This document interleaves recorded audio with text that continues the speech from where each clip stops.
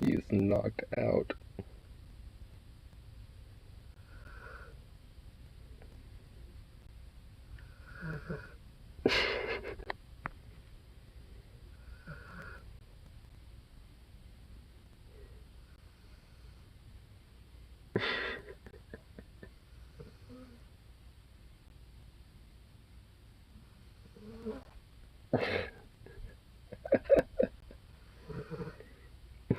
Little sneezy boy. Little snoozy boy. See Peaches. Side boys MC. What's up? Pass that dog out, dude. I want to get up to turn my light on, but he's so knocked the fuck out. It's so cute. Snoring over there. Oh, oh, oh. Little stretch. There's a little stretch. Oh.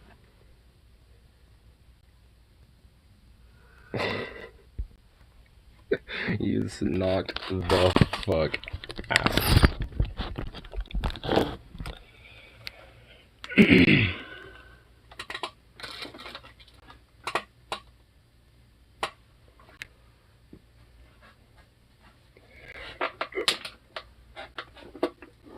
Hey, puppy. Hey, baby. Oh. Hey, baby. Somebody's being a sleepy boy, aren't we? Oh, yes, you is. Oh. You silly sweet baby thing.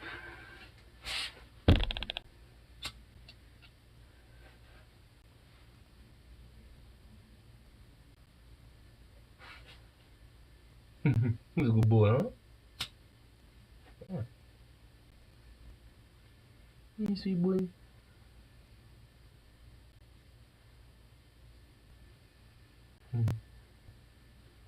He's a good boy. You stretchy thing.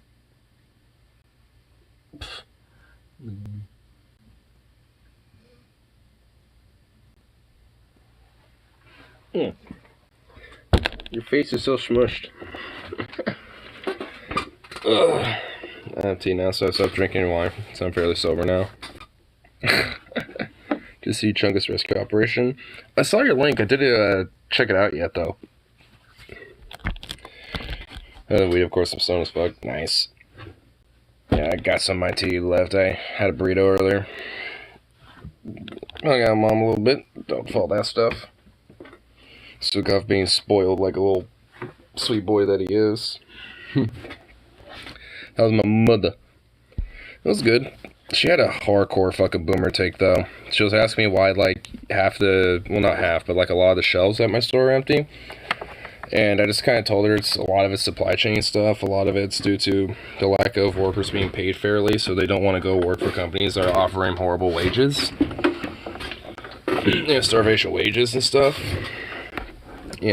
Amongst other things. And she made, like, this random point about, like, it's like, some places like Grubhub and DoorDash, they're getting, like, really hella busy. I'm like, I'm sure they're probably being dealt, to even worse treatment in some ways.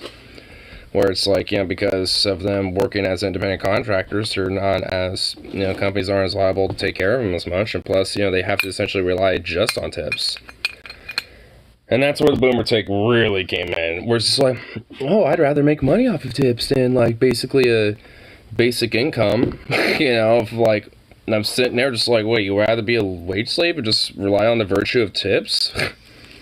Because it basically means is that, like, if you're pretty much getting paid on the virtue of other people, when it's supposed to be your fucking boss that's supposed to be doing that, but yet they barely pay you, a bare minimal, and then you just have to virtue on the tips. And I was telling her, it's like, you don't see anything wrong with that? She's like, no. I'm just like, what? I was trying to tell her how, like, the economic system these days isn't exactly how it used to be. And she's just like, oh, these millennials. Just like, fucking boomer. Really went boomer mode. I was just like, oh, God. Spotted the old 70s BMW 300D Triple Diesel. Nice. That's random. I bet Mornax would approve. I mean, I think Harley might approve of it. I don't know how he is about BMWs, though. But he likes 70s era cars and trucks, from my notes. He gets 60s or 70s. Your mom said that student loan forgiveness is going to drive up inflation? No. I mean, honestly, if anything, like, what's going to do is basically just kind of give this sense of assurance to people who might be getting student loans in the future, where they're not going to be taken care of. Like, I mean, you know, there's going to be people who take on future student loan debts who are going to be fucked. I mean, there's still a shitload of, you know, student loan debt that people have, despite having 10, 20, maybe even 30K at most, you know, being taken out for them. I mean, it's, you know, it's nice for the short term, and a lot of people were helped. Obviously, I'm not going to take away the good that was from that, but it's only good for, like, you know, the time, for a short time, basically. Obviously, it's just there to be a placater. 70s, 80s Mercedes turbo diesels are widely regarded as one, if not most reliable and durable cars ever produced. Well, you know me, I don't know too much about cars, so I'm always learning something or another, you know, when it comes to vehicles. Whenever either, like, Harley, you, or, like, anyone in the chat talks about them and shit, because I literally don't know much.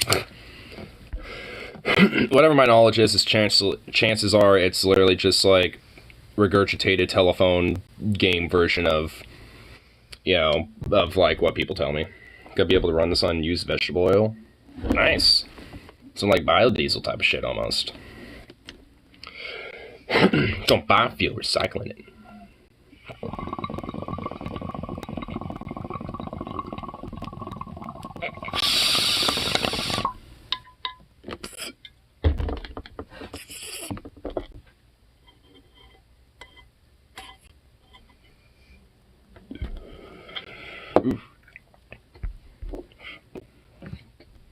I want to pull up, like, a thing or two, y'all. Saw this fun, cool little YouTube short, actually. Gas is up down here from a low of 328, and now it's 368. That's cheap for us. Like, that's straight up about, you know, up to over $1 cheap on that one, at least for us. Like, it's about, last time I saw, like, 460, 470 something. So basically $1 more than what you got. Which still sucks, but hey, nonetheless, it's, you know, better than $5. $5+ something dollars of fucking goddamn gas. That was ridiculous.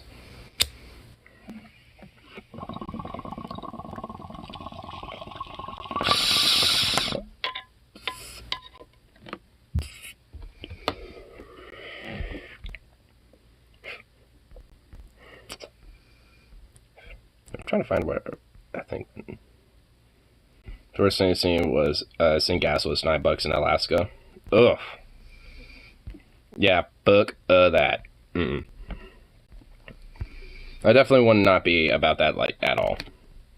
I mean, how does anyone, like, afford that shit? I mean, ugh, goddamn.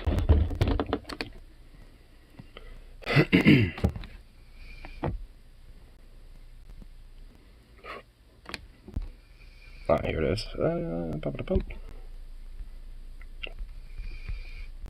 on. There we go.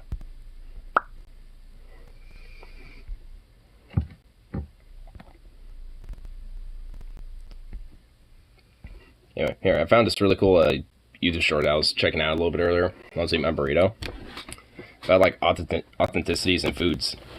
Because I feel like it's actually kind of like a lot of stuff that I like to talk about when it comes to food and stuff, when it comes to bringing, like, different ingredients slash oh, Jesus Christ, Paul, ideology after like over a month. Fucking hell. Alright, we're checking that. Alright, god damn you, Paul's ego. It's been like, well, it's been almost 2 months of doing ideology, and now you do that to me. You do that on me, fucking Paul. Fuck you, Paul. Alright, here. How do people afford that? By not living in Alaska. How much does a pack of American Spirits run up here? About like $11 or something like that. Play. There we go.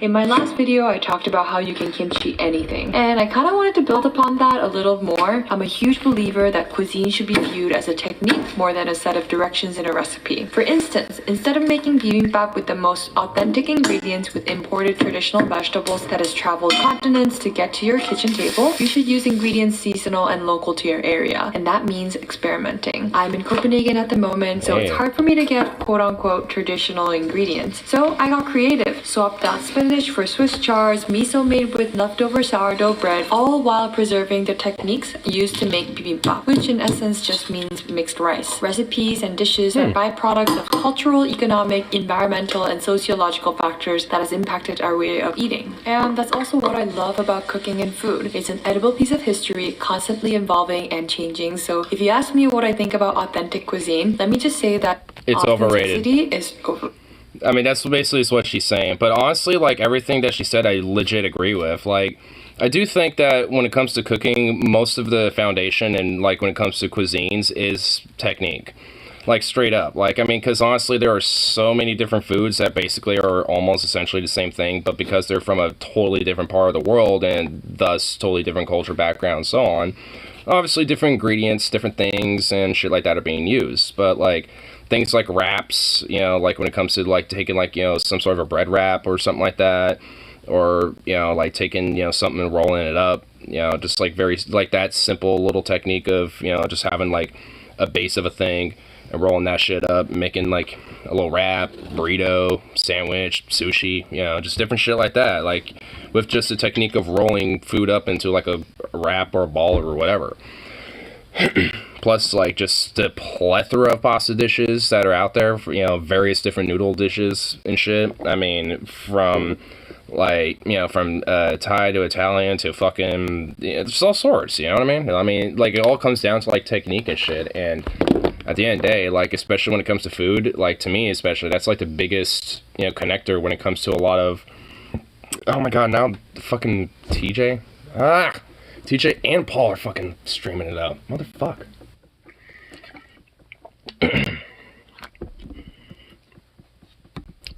King Cobra JFS? Sounds familiar. I don't know too much about the dude. At least I don't know right off the top of my head. I do think his hair dye debacle was hilarious. Hair dye debacle. Oh, here, yeah. Let me see this squirrel. This is one thing I wanted to check out, too. Poor exhausted squirrel. I see something swimming in it. There's a freaking squirrel over here. Oh. In this. Yeah, get out of this. Come on, get out. He's literally drowning. Oh man, just pick the poor guy up. I mean, honestly, I would just keep my little hands, cup him in, you know, cup in a little ball, and then just like let him on the ground or something. Poor little guy. Yes, get on this stick. Get on the ground. See, I mean, look, like, the squirrel's just like, ugh. Like, that squirrel ain't gonna do anything to you. Dry yourself off, dude. Good lord. Are you okay? Oh, that poor baby. You do not look okay. Oh, he just went to sleep. He just went right the fuck to sleep. That squirrel just went... that squirrel just passed the fuck out. Are you gonna live? That makes it worse. Way worse. I mean, it makes it a little amusing, honestly, because it's like, come on, get out of there. Come on, bro. I mean, he's kind of being a little bit of a dick about it. I mean, but hey, at least, like, you know, I mean, near the end of it, where he's like, you gonna live, bro? It's like, yeah, he is. He's literally taking a nap. You just saw him in there struggling to, like, you know, get out of a swimming pool for who knows how long. I mean, yeah, I think our little squirrel friend's gonna be taking a fat nap. I'm good. You take a second and rest. And then get yourself back That squirrel's taking more than a second to rest. Oh, eyes went right. Yep, he closed again. His eyes closed again. It's like, wait, no, please, just let me go to sleep now. That squirrel is just like, it is knocked the fuck out. Just like Zukov over here. Just knocked the hell out. Just out. Like, I mean, that poor little squirrel. At least the squirrel's gonna live, you know, and chill and do its thing and be okay at the end of the day. It's probably gonna sleep there though tonight. You know, just right there on that little stick. It's like, this is my savior stick. My savior stick.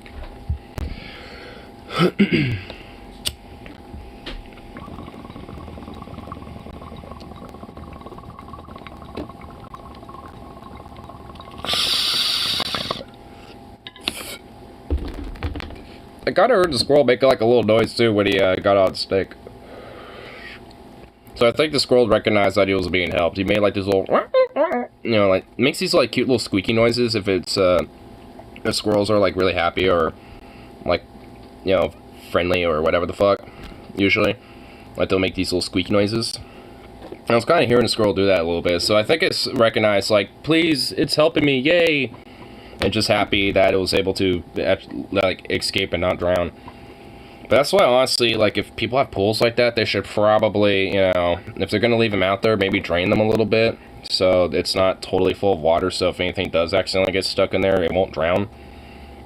Or empty it, or, I don't know, just put it away when you're not using it anymore. I'm just fly today. I'm always trying to look fly. I'm always trying to flex some shit a little bit. What's Paul doing? What are you doing, Paul? Some research here. Research. It's been quite some time since I smoked any weed. And I've got to try and find a weed that is super sativa dominant.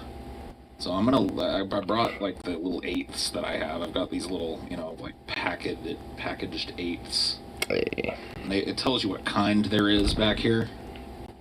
This is such a dark illuminated space. Look up some of these names. So let me just. What do you got? What strains has he got? We'll go through each one and see if we can find what we'll be smoking tonight. I don't want to smoke too much, but I'll roll up a little J and take a puff or two or three. You gotta get a fat J and learn about weed. Yes. Okay. Strains. First one I have is Pink Man Goo. Pink Man Goo. Ooh. Pink Man Goo. Pink Man Goo. Yeah. Strain. Ooh. Here we go. Don't think I've heard of that. Pink Man Goo. Top effect euphoric. Euphoric. He didn't like it. Man Goo. Where does it say? He's like, ugh, euphoric. Gross. No. Oh, well, maybe it is. Maybe it's like... Oh, it's an indica. Oh, nice. Hey. Yeah, Pink Man Goo is a straight indica. So... Nice. You know, the first one I tried, the first hit I get. Cool. Hey. Good strain. You're wondering if you'd never seen I should try it. I'm gonna keep an eye out for that strain. You know, sounds you good. Know there's gonna be high sounds like some good shit right now. Pink Man Goo. That's what your girl calls your jizz, dude. Pink. If it's pink, go to the doctor. Check the fuck out. Go to a doctor immediately. I really do think that I could probably tell by smell on a lot of these which ones are like. Logan actually had the finest ass weed I've ever had a few weeks ago. I can't remember what it was called, but it was really cheap also. Logan's got like a weird hookup about shit like that. Because it's been the same thing for me before. Like, he will like randomly be like, hey, what's up? I go through these like... you know, and so I'll just be like, what's up, man? It's like, I got some weed, you want to smoke up? And I'm just like, fuck yeah, bro. And I really do. And he would just straight up, like, he would just either get some homegrown shit or something that his buddy gave him, or just like some shake or whatever the fuck from a dispo that's like cheap as hell, but fucking fire as fuck. I mean, he kind of knows, you know, where to find some good shit. Man, I don't know. Meanwhile, I'm sitting here like, I don't know what I want, I just want to smoke it, yeah. Sleeping in a little bit. Amelia came and shook me awake, and she's like, I'm sorry to bother you, but I've got a cat problem. I was like, okay. She's like, there's a kitty outside, and it's just screaming. Kitten. Oh, here we go. So I went out there, and there's this little kitten, and from what we can tell, he's like 3 weeks old, maybe a few days older than that. Oh, little baby. And, you know, I live in California, and it is fucking blazing hot here right now. And under a giant heat dome. Ew. And as such, he was dying out there. I mean, he was screaming way louder than a little kitty his size should have been able to scream. Ugh, poor kitty. And so I was like, I had a similar case years and years back when we had our second cat, baby kitty. And like most of the sites, and say, like, hey, it was actually a winter storm that was approaching. It was like the next day or two is when it was supposed to like hella snow and bad. So we were like, this poor little skittish little kitten that's like a little over a month old. I mean, we can't just let her freeze to death out there. We gotta get her inside somehow. So we eventually did. But we ended up just keeping her, and she ended up giving us a bunch of fucking cats. And we still have 2 of them. But anyway, I went out, you know, I looked into it, and they said the best thing that you could do for a kitten that's like that is to leave it be. Because more than likely, if there's a little kitten like that around, then its mom is around. But in this case, then it drops like $400 on weed. You wouldn't have to do that, dude. Like the amount of weed that he normally would probably be getting would probably be like, at least in price, would literally be like almost double, if not triple, what he normally would be able to get quantity-wise. Unless you got top shelf shit. But at that point, your mind will be so blazed that you wouldn't know what to do with yourself. The fucking sticks, man. Who do I gotta blow to get a stick? Okay, here we go. So anyway, save all the kittens and become Lord of the Whiskers. Lord of the Whiskers, dude. Well, that's what my heart would like to do, but my head and my wallet and everything else is like, dude, I can't. So we brought him inside so he wouldn't just die out in the heat. And he broke down almost immediately when we brought him in. I put him in a little box, you know, put a little towel down there for him. Amelia went down. Or just get $20 of edibles to get destroyed for a few hours. Oh, hell yeah. Formula, we got a little syringe. Dude, if you drop like $50, $20 in edibles, like $30 in some flour and shit, oh, you would be lit. And so we you know, got a little bit of formula down him. Oh. And he seemed, you know, like, it's good stuff that he's take care of his take care of kitty. Will abandon a baby if there's something wrong with it. I've been very potent. And they'll be able to sense that there's. Well, they're pretty standardized up here. You know, like, so thus you will be getting like an actual potency. So, yeah. But you'll, you know, depending on how many you get and how much potency there is in an edible, you'll be lit. And we got some food down him, and now we put him now that it's cool, we put him back outside in the box to see if Mama will just come and get him. That's the best case scenario for him, is if his mom is still around, which, you know, all indications say that she must be. He's not like of the age yet where he can get around on his own, really. And so Alabama couldn't do the edibles because think of the children, they might think it's candy. Yeah. I'm increasingly becoming more hateful to the whole think of the children, and whenever someone screams that at me or fucking cries about that, it's just like I immediately just want them to shut up because I know they don't actually give a shit about the children. But he was not long for the world out there in that heat. I'll tell you that much. Does the cat have nuts? I mean, they're like little baby cats. You can't tell, man. They don't start getting the cat balls until they're, you know, pubescent or whatever the fuck. I mean, that's just puberty. That's just the logic of puberty right there. You're not going to tell. Good. So your guess is as good as mine. He's not old enough to. So, the plan is all the shelters, by the time we found them, all the little shelters and animal control places were closed. And there's a few of them that open tomorrow at 10 a.m., so we're just going to keep him here. We're going to leave him outside as long as we can to give Mama a chance to come and get him. But if she doesn't, we'll take him, you know, tomorrow to a shelter. I know that they'll probably end up just euthanizing him, but I can't, like... Oh, a kitten will not have that happen. Like, kittens are very quick to be adopted. I mean, when it comes to puppies, kittens, like baby animals, they're very quickly to be adopted. Even if, you know, someone doesn't necessarily really, like, have the affinity of them being a puppy or a kitten anymore, usually they'll keep them around and obviously still take care of them and shit.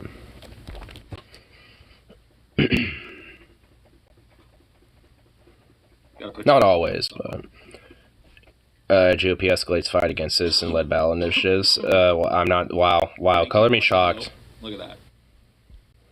Nonsense, off-topic discussions. Strictly forbidden. Strict. GOP stays out loud. So, I'm not I surprised. have an ulterior motive for doing the show tonight. If there's what I have to say, because Republican officials or judges have blocked proposals. Yeah. Because democracy don't matter as long as it's, like anyone else who isn't Republican, basically. If you're a Republican, then, democracy is all okay because, it's your team. Is doing a 24-hour Fuck a piece of shit. stream. He's, like, not quite halfway through it now. We have 15 cats on our property, only 5 of them are indoor kitties, the rest are outdoor kitties. Up, in a while. Before I do, we're gonna rate him. I'm gonna link, put the link in the chat, and we're gonna roll over there, and we're gonna do a big raid on Stevie. So. Oh, TJ's brother Stevie. I wanna hang out with you guys. He's doing a 24-hour stream. I would join in on that, but I'm not on Twitch anymore. But TJ's brother Stevie's actually pretty cool. From what They're all spayed and neutered. That's good. The entry-level price of Warhammer. I mean, especially when you have, like, outdoor cats and shit, you definitely want that. Because you don't want more cats spreading around and shit like that, obviously. Because, I mean, as much as we love cats and shit like that, they're actually not exactly good for the ecosystem. They're technically, obviously invasive species and pretty disastrous towards birds and other smaller, animals in the local populace. So, I haven't really done it. I continue to be interested. I like learning about it. I like watching it, and it's something I might do in the future. Well, thank you, Craig, for the 10 Kanukastani dollars.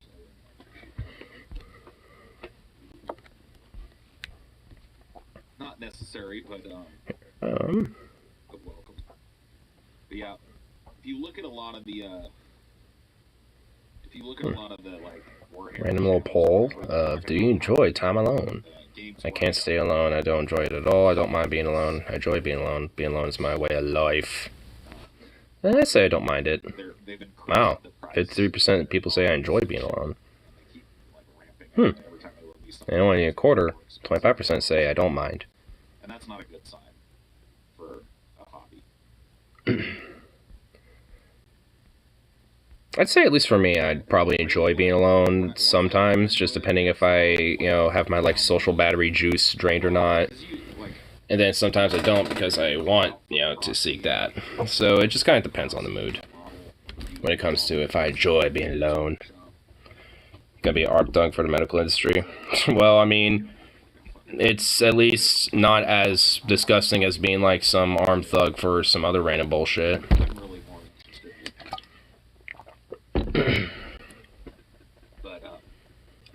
I mean, rather someone being an armed thug defending, like, property of, like, the medical industry and, and medical doctors and stuff versus fucking, the, like, a bank or something, you know what I mean? So, I mean, out of, like, the hog-based type of jobs that, like, hogs normally go into if they're not cops or something, then I'd say that's one that, like, that's probably one of the more respectable ways you can go about that. So that seemed like, honestly, like, if you got that up and running, then you can print off your army. You can print as you go. If you need a different little bit, you can just go to one of these sites that are free, or, go, people sell, like... I got, like, some shit I want to pop my knuckles, but I can't. And they're way cheaper. Oh, there we go. Models, resin, No, not that one. Apparently people have the habit of taking guns into the hospital down here, and this job tell them to put in their car or leave. Well, I mean, that should at least be a pretty basic, simple task. I imagine it's probably going to be people being like, what the fuck, I do this all the time, it ain't a problem. And it's probably going to be people like that, but, I mean, he has the right, to be like, hey, you can get the fuck out if you don't want to cooperate, you know what I mean? Get the fuck, Alabama. I know, dude, it's so stupid. I mean, when you basically have to have security at a hospital because people are so stupid about, carrying a gun everywhere like they're fucking John Wayne or some shit. See, that's why I just don't like open carry. Like, I much prefer people conceal carry because so many of these things don't really become a problem. Because let's say someone does waltz into a hospital to visit their mom or some shit or whatever the fuck, and they have it there and it's just not visible or noticeable or anything, then it's not a problem. You know, but I wouldn't want that person doing that in the first place because it's a fucking hospital. Like, why do you need a gun there for? You know, so it's just like, it wouldn't be necessary. Just leave it in the fucking car. And also, like, what are you that fearful of when you really need to have a gun, like, everywhere you go, including that? Constantly fear of their life. I know, it's so ridiculous. Like, I like guns as much as any other person that, you know, enjoys, you know, doing shooty shoots and boom booms, but, like, for fuck's sake, I mean, it's so stupid. It's like, I don't have this urge to have, like, a firearm on me every fucking second of my life and shit. Or, like, you know, this sense of, like, oh, what if, you know, this happens or that happens, you know, but should I need it? Oh, should I have my conceal or whatever? It's like, oh my god, it's like, fuck a bunch of pussies. That's why, you know, I'm very adamant about, you know, restriction of accessibility, especially, and licensing and shit, because, I mean, half of these, you know, especially these gun nut types and shit, just really, you know, especially in my world, probably want to qualify for owning any. Because they're either too, like, trigger happy, too irresponsible or chicken shit, or legit, you know, just are not responsible with them at all. You know, so it's just like, I mean, ugh. He also started as a security captain, so he has a couple other guys as lackeys.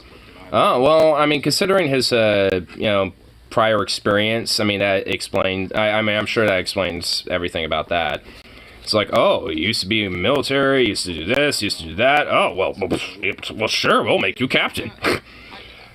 Better than all these other dudes, so yeah, hell, you know, lead these other guys. They don't barely know what they're doing.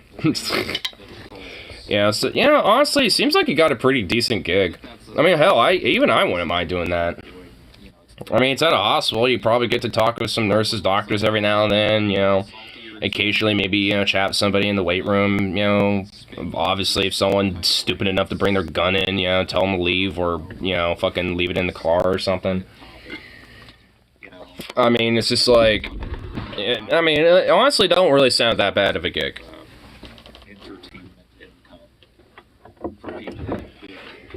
Because honestly, like, it's not like a bar bouncer, you know what I mean? Like, where you're gonna get some belligerent drunk fuck, you know, trying to, like, you know, start a fight, you know, because, you know, he got kicked out for being a little too inebriated, you know what I mean? It's like, it's a hospital. Like, what, like, I'm sure there's gonna be probably cases where things might, you know, have escalations and shit, but it's probably not gonna be nowhere near to the extent of, like, you know, like I'm saying, like, with, like, some bar fight or some shit, you know what I mean?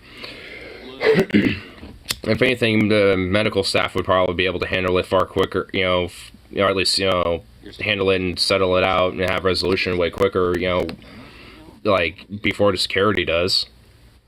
Might get drunk, or down here, alcohol poisoning is rather common down here.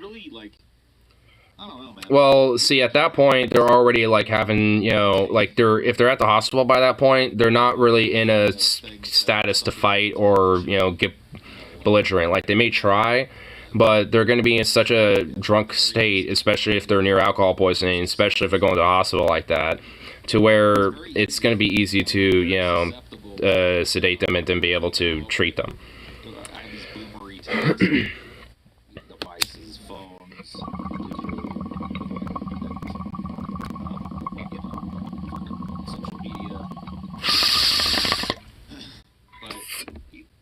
I'm speaking from experience a lot of the times when I talk to them. I get too wrapped up in that shit. Spend too much time thinking about it and doing it.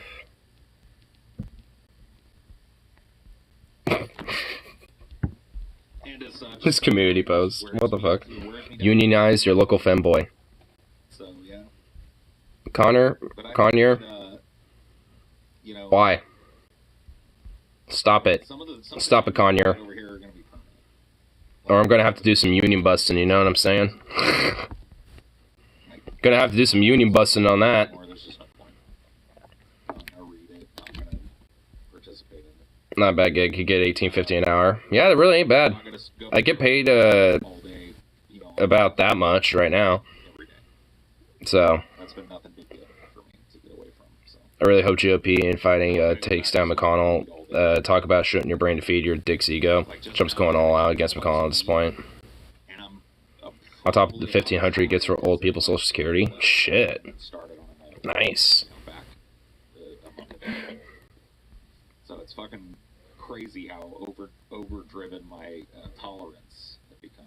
I took a long break from it. But the intention was to get away from it for a little while. Let it calm down. Why did you stop smoking? Well, to be honest with you, smoking has always been a way that I've self-medicated my mental. That's what sucks about my situation. If I lose, as if I work, I lose part of my check. Yeah, I mean, that's the shitty thing about like Social Security. I really do think it should be like, if you know, even if you make like a certain income, like full or part time, you should still be able to qualify for Social Security, even if it is like maybe a little less than what it probably would be without having a job. I mean, it should still be as a decent amount to still at least make one have somewhat of a comfortable living situation. Because minimum wage is just not tied to the fucking living wage or living conditions or standards at all at this point. So it's like, how in the fuck do you like it's like, how do you fucking sustain yourself at that point? That doesn't even make sense from a capitalist perspective. Why the fuck is the government actively discouraging people from working? I mean, that's kind of the thing. I mean, it's like because like they are, but like and the fucked up thing is you get people on the conservative right that will literally say like, oh, you got like these welfare queens and this and that and blah blah blah, but you don't necessarily realize that like, yeah, but if these people work, they're not going to get an income that's equivalent to their SSDI and shit, to where they won't be able to sustain themselves, at least nowhere near to the same extent. And also by that point, it's just like, I mean, if you aren't able to make that sustainable income that you normally would of Social Security, then yeah, you're just going to stay on Social Security. Or be the quote-unquote welfare queen. That doesn't necessarily mean the person's lazy or doesn't want a job or whatever the fuck. It just means that, like, they are choosing the option that has, like, the most income going into them on a fucking monthly basis. I mean, it's just like, shit. I mean, when you have, like, a government that basically either, like, makes you fucking work endlessly, for very little, or basically, get very little out of Social Security and just hope for the best, given your situation and shit, and then just create a divide from that. I mean, yeah, like, it's just bullshit. Yeah, arbitrary bullshit. Doesn't even work if moral Puritanism and said Puritans are just good to job mindset. Yeah. If they're on that shit, business owners and corporate lackey fucks. And lobbyists and, like, debt collector agencies and shit, most likely, probably, if you think about it. Because things like medical debt probably play a role when it comes to things like Social Security, because it at least keeps a somewhat, consistent money cycle in the loop. Won't sacrifice some of my check for Oregon minimum wage. Oregon minimum wage is, like, double fucking $7.25, dude. I mean, it's... Corporate doesn't want, doesn't corporate want low-wage workers? Yeah. But that's kind of the thing. Like, if you are given just enough Social Security to either basically make it a give or take, whether have, like, work a job that's very minimal with the wage and shit, and be able to just, like, surf around, especially with high turnover rates, then it makes it easier for those said, companies to make a little bit more of a buck, because they don't necessarily have to give benefits to those people. So if you got people who are, like, on Social Security, like, there is, like, some loopholes, in the sense where you can work a little bit, but you can't work consistently. Like, you can work for, like, a couple weeks and then leave, and get, like, a check or two, and, but that would basically be it. Like, you wouldn't be able to do any much than that. Wouldn't be much at all. It'd be something, but nothing, really. Like, there's a, it's just, like, a very hardcore, fundamentally, just, owner class fucking game, mainly. it's not even, you know, like, just inherently a capitalistic thing. It's just, you know, a situation where, yeah, like, the top 1% basically just wants the bottom run to be as weak and suffering and divided as much as possible and impoverished as much as possible, because then they won't be as strong and organized and united with each other to realize who's fucking them over and bending them over the barrel. So there always has to be like scapegoats, and that means, you know, yeah, there will be people that essentially, there will be elements, you know, about the government where it will keep people in essentially a welfare state, you know, because it benefits, you know, a lot of different corporate wings of our government. And at the same time, obviously, a lot of these corporate, you know, chains and industries, you know, take high value of, you know, with low-wage workers. That's why they either outsource them or threaten to if workers start getting a little ornery here at home. I mean, that's a part of the reason why outsourcing, you know, happens so often and shit. It's because usually whenever workers start, you know, hyping up and organizing and shit, they just close the shit down and move it out into Bangladesh, China, or India, or wherever else, where regulations and on the environment, working conditions, and with wages and pay are very significantly cut more, a lot more loose. Sounds amazing compared to 725. Oh, it is.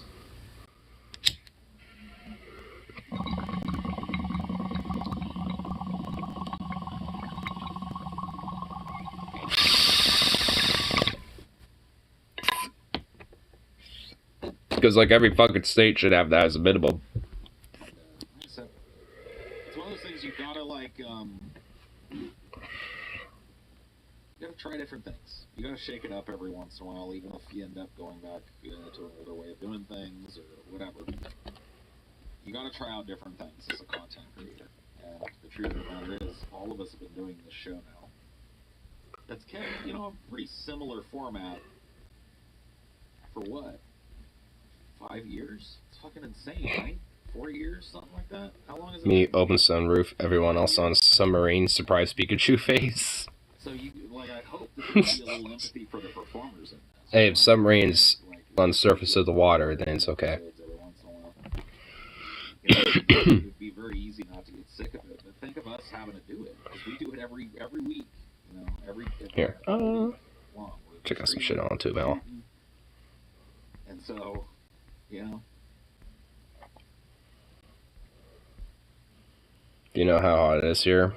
Like 80-something degrees. I heard a good quote, if you don't. I think it's like 70-something out here right now. You'll get the result Here, let me see. you always have. Yeah. That's good. It is 70. For me. 86 at midnight. Oh my fucking god. Ugh. What the fuck? Oof.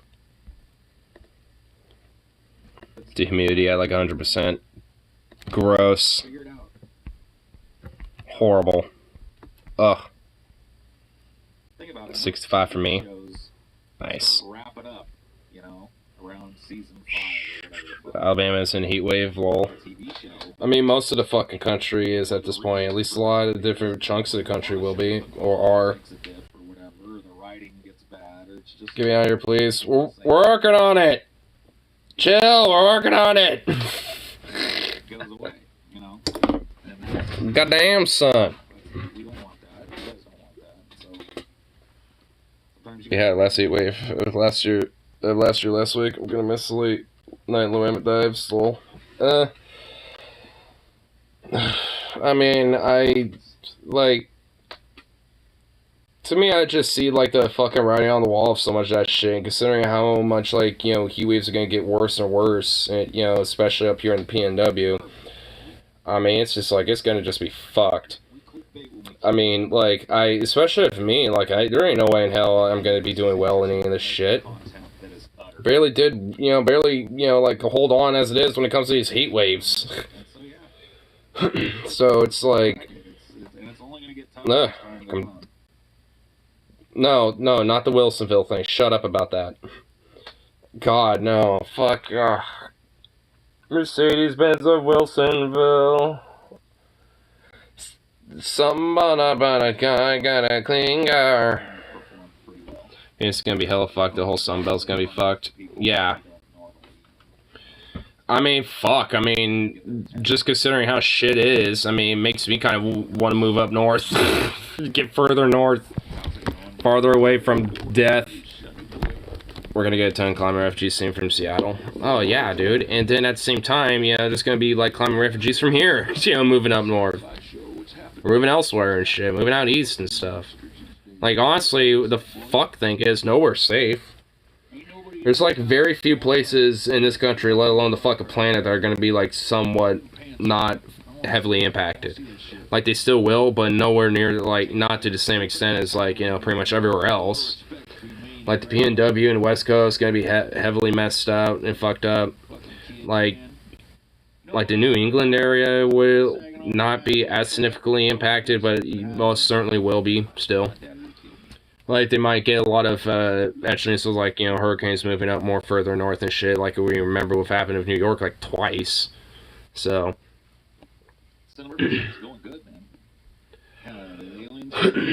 Plus, wildfires are just, you know, just, like, continuing, accelerating, you know, and exacerbating and get more extreme. It's like, yay. They're else going to be impacted, but as important as bigger should be wildfires, which, you know, for me will be even a bigger issue. Makes me fucking nervous knowing how, like, severe wildfires you're getting. I like doing it. Here's my commercial nightmares of revenge for Wilsonville. The internet, man. It's the internet, man. There's nothing more important to me than serving the people of Alabama. What is this? Serving the people of Alabama. Okay. Being served. Birmingham is my home. I will always be in Alabama. I will always serve the community. Alabama has a lot of good people, but there are certain times where they need help. When they call upon us, we'll step in, and our goal is to get them justice. I'm a man for the people of Alabama. We intend to be here and represent individuals for the rest of my legal career. Call me, Alabama. Call me, Alabama. This is commercial all the time. Dude, what the what the hell, bro? Oh my lord. It just feels so corporate and sleazy and just blech. A commercial straight from the mainland People's Republic. The mainland People's Republic of Alabama, dude. A communist utopia. Here, I wanted to check this out. See what TJ uploaded. Dude, TJ is looking like a fucking, like, Viking warrior right here, dude. Like, he's about to go to battle and, like, slaughter half of the army by himself with 2 axes. Hasn't it? August was a month of writing. I added 20,000 words onto my sex bot uprising manuscript. I wrote 5,500 words of a script. Still not a fan of the beard. I love the beard, dude. The beard's amazing. 30-page furry vor comic called Going Ham, which was fun. As a bare body man. Dude, he is. A comic book script. TJ Loki has been getting a little bit more sexier. Interesting to learn about that process. Then I wrote an 8,000-word letter to those closest to me because I'm incapable of communicating like a normal human being and can only apparently convey myself in furious bursts of typing after months of self-suppression. In addition, I wrote about 2,500 words of a manifesto I plan to release one day. One day? It's a sequel of sorts to the Douchebag Bible. Between all those writing projects, I amassed an average word count of 1,161 words a day in August. This means I fell a little bit short of my goal of writing 1,500 words a day. Nonetheless, I'm still proud of this achievement. Stephen King himself only averages about 2,000 words a day. And he has other jobs to worry about, whereas I do. Maoism intensifies. Plus, I'm a better writer than he is. You know, Maoism is intensifying very strongly with that one. 3.8 million renters are going to probably be evicted and shit. Oh, wow. I wonder who was right. He sells better, you know, for now. I'm kidding. I'm not that full of hubris. I'm close. Not quite. So I find that I enjoy writing a little bit more than I enjoy YouTube at this point. I wish that it could be my full-time pursuit, and perhaps one day it will be, but for now, I should endeavor to keep this thing alive. So, let's see what's been going on since the last time I bothered you. Keffels, the unstoppable force, the trans tornado has, after less than a month of non-stop agitating on Twitter and in the media, succeeded in getting Cloudflare to cease its support of the lol cow milking forums known as Kiwi Farms. Good. If one attempts to visit Kiwi Farms at the moment of this recording, they will see a message that simply reads, "Blocked! What happened? Due to an imminent and emergency threat to human life, the content of this site is blocked from being accessed through Cloudflare's infrastructure." Nice. And then there is a URL linking to a blog wherein Cloudflare explains its decision by essentially saying that they believe Kiwi Farms has escalated its rhetoric in the past 48 hours to the point where they present an immediate threat to human life. Now, Kiwi Farms was already implicated in several suicides and other acts of violence and harassment well prior to the last 48 hours, so this rationale makes little sense to me. It's far more likely that Cloudflare made an optics-driven business decision once they realized that Keffels and her followers were not going to get bored and turn down the heat. And I'm sure Kiwi Farms will return and that Keffels' battle against them will rage on for a long, long time, much to the entertainment value of everybody who's looking. Nonetheless, it's impressive to see what was accomplished here. Yeah. I do have to say, though, that I do worry a bit about a world where humanity thinks that it can simply sweep all of its ugliness under the rug. Don't you? We've surely seen by now, especially in the United States, that when you silence a person, whether you do it for noble reasons or not, that person is likely to find a new and more extreme way of being heard. That's why we're all worried about a white nationalist or an incel bursting into the supermarket as we're trying to buy groceries for our family and blowing our brains out so they can get the new high score and dominate the news headlines for a day or two. Assuming their kill count's high enough. We've seen so many lost people on the fringes of society who give up on life and rage through stores and schools and businesses and houses of worship with assault rifles shaking in their fists and justifications buzzing in their heads. How do they do it? I think a big part of the reason is often because they feel unheard. And I worry that as we move more and more towards deplatforming and censorship as the ultimate solution to our problems, we risk the creation of more violent sociopathic narcissists with nothing to lose who view mass violence as their only megaphone, their only recourse. On the other hand, I fully acknowledge that if you allow such people to speak freely and openly, they do nothing but preach corruption and cruelty, spreading hate and maliciousness wherever they go, encouraging mass violence and doing their best. That's kind of where I would say is, kind of a little bit of the issue about it so far. I think it's that, the problem with, and now at this rate, with especially, with more of an immediate, sense of, taking down these, stochastic terroristic, fucking accounts or sites and shit, is because we're already at that point. It's already at the point where, the advocacy of the mass violence done because of essentially being too tolerant is really, frankly, is, how we're at this point right now. Because we've kind of gotten a little too tolerant of the fact that, we allow these, hyper fucking violently advocated type of people when it comes to racism, bigotry, hatred, and with the corrupted status quo, or even regressing further. Codified. Still, I believe that it's strongly incumbent on us to change their minds, not just shut them up. Because let's remember that the fringe of the right wing and the mainstream of the right wing have less space between them now than ever. Which means that the fringe only needs to moderate itself a little tiny bit to become mainstream. and the mainstream needs to only become a modicum more extreme to become fringe. And as a result of this nightmarish reality, horrible things have been befalling trans people all across America, as blatantly bigoted hate legislation has been passed in numerous red states, which victimizes trans people on systemic levels that no mere hate forum could ever hope to achieve.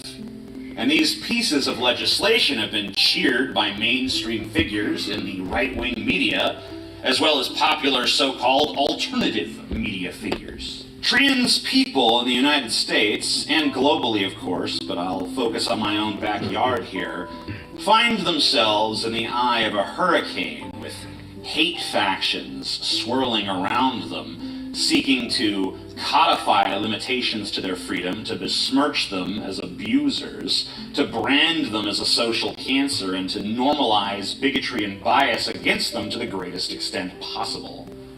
And this is all being done for the cynical cause of drumming up votes, so that the people of this decaying nation will continue to prop up a system of two-party electoralism that has for decades or more failed to address the basic needs of the electorate in any fundamental or transformative way. So we now have President Joe Biden, who was elected in the year of the George Floyd riots, and who presented himself as an antidote to Trump's fascist police state, now saying that his solution to gun violence is, in part, $35 billion in new funding for police.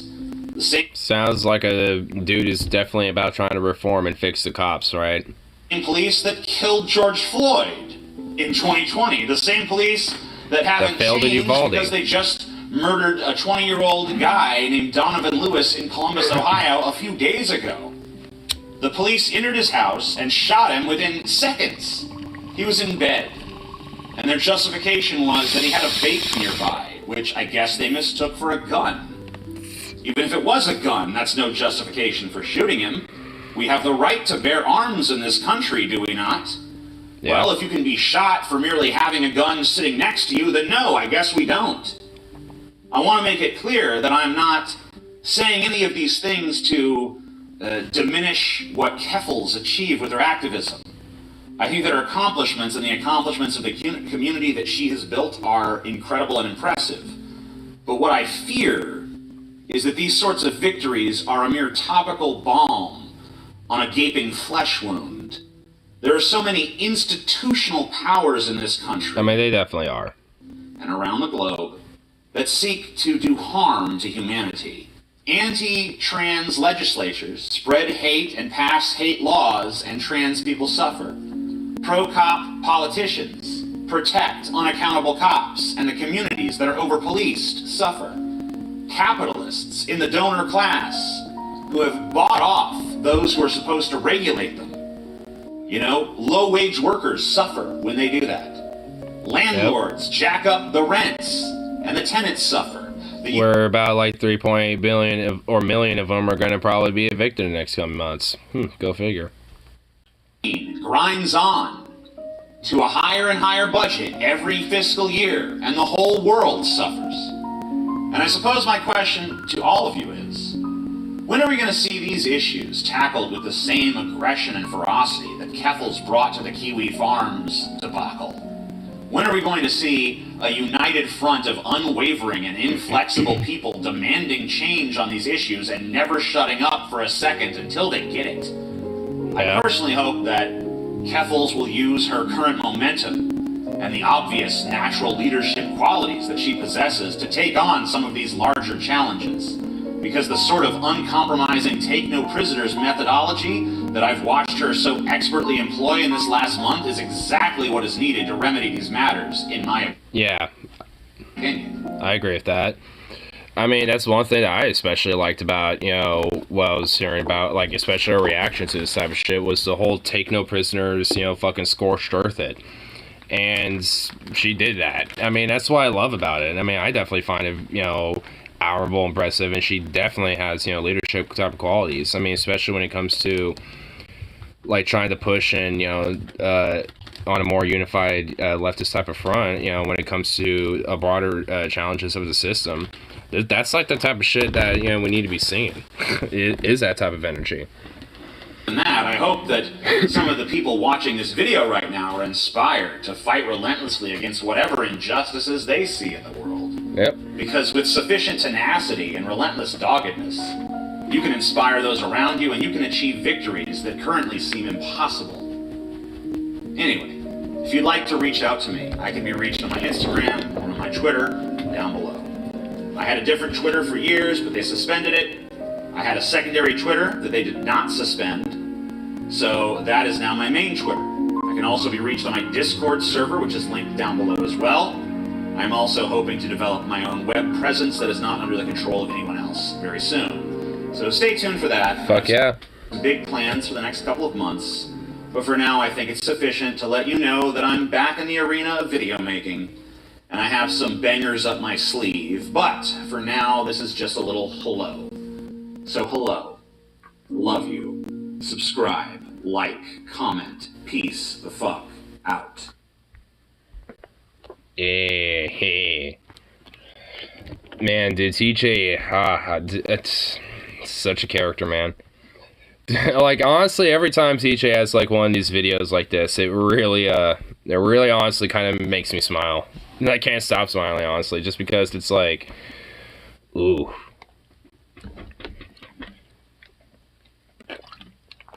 Curious music choice. He had like some piano stuff going on the entire time. I just love his whole like shaman arc that he has. I just love it.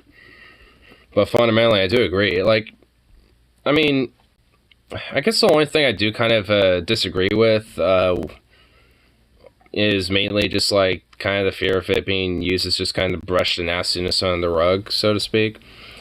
But I mean, like it's not even really that the nastiness being brushed on the rug. It's like it was attempted to be brushed on the rug in it before, and now it's like piled up and like exploded out of the rug and become more of like, you know, on the forelight, and now we have like no choice but to fundamentally start attempting to address it. I mean, I think, you know, that's probably the one point I don't agree with full on, but it doesn't really necessarily take away from the rest of his point, though. Because, I mean, that, you know, because it is like a balm, you know, what Keffels is doing, you know, well, very impressive, admirable, and amazing. Like, it is really just fundamentally, like, you know, like a little tonic balm, you know, on a gangrenous wound and shit. Like, it, you know, I mean, it's only going to do so much and doesn't really help, you know, in the long term, or even really in the short term necessarily. But, like, you know, being able to expand and harness that energy further into, you know, something more, you know, when it comes to challenging the system in itself outside of, you know, just one little outlier within it, then, like, that's where it can become something even more. But, you know, like, I kind of hope that Kelp especially, you know, expands more with, you know, with her, you know, momentum and shit, and with her like movement and stuff, because like she she really does have like some very strong leadership qualities in my mind. She may not be like the most like charismatic speaker ever or some shit, you know, or whatever the fuck, but at the end of the day, I mean, she, you know, she definitely has the qualities. For anyone else on Patreon, I was for the human support for a while, but just because of, you know, trying to save, you know, some money and stuff a little more, I'm not anymore, but I still follow him. Same thing with Kaiser Cat Cinema. Still, I used to be a patron for them, but not anymore right now, but I'm still following them, so.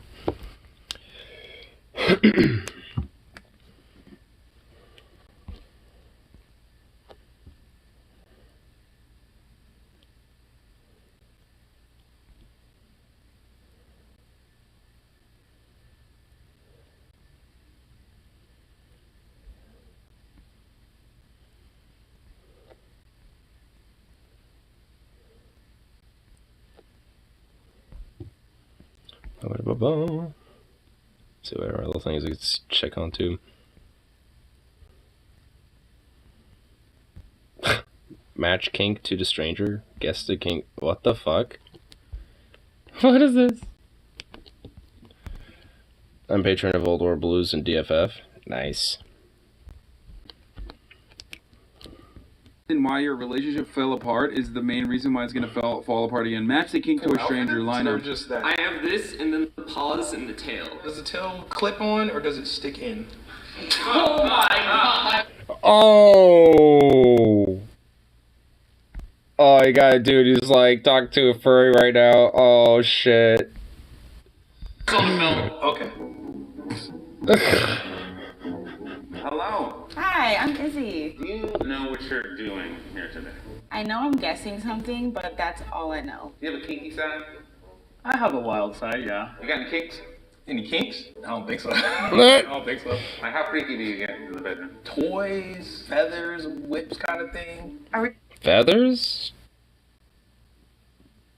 Like tickling? Feathers? Like, that's the only thing I can think of with feathers being implied when it comes to freaky in the bedroom. No? First of all, buy me dinner first, dear God. I was asked to try this. Oh my god, I like her reaction to that. Holy shit, hold on. Feathers, whips kind of thing. Are we doing this on camera right now? First of all, buy me dinner first, dear God. I was asked to try this blood play once. Vampires are set. Isn't that assuming people don't change? Brother.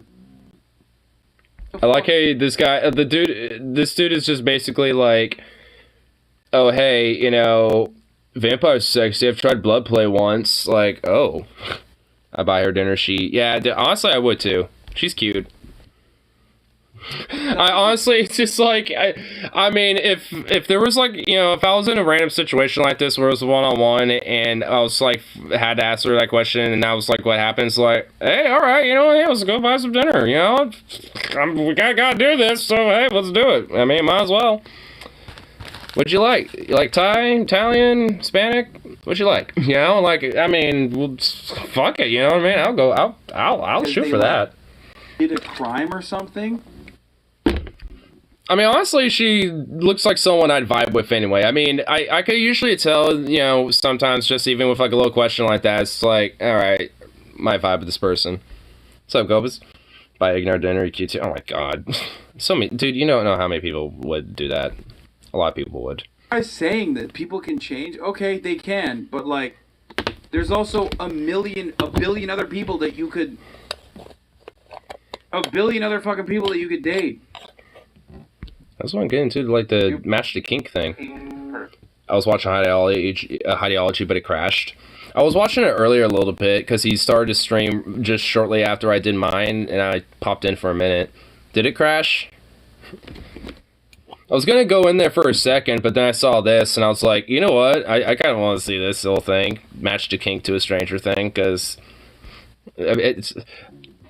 You know, I need to just like go to cut itself, you know, check these out, but just because I'm already here, I'm just going to keep using this. But, I mean, they do seem pretty funny. It's looping now. Dude, I hate that. He probably had like an internet crash or something.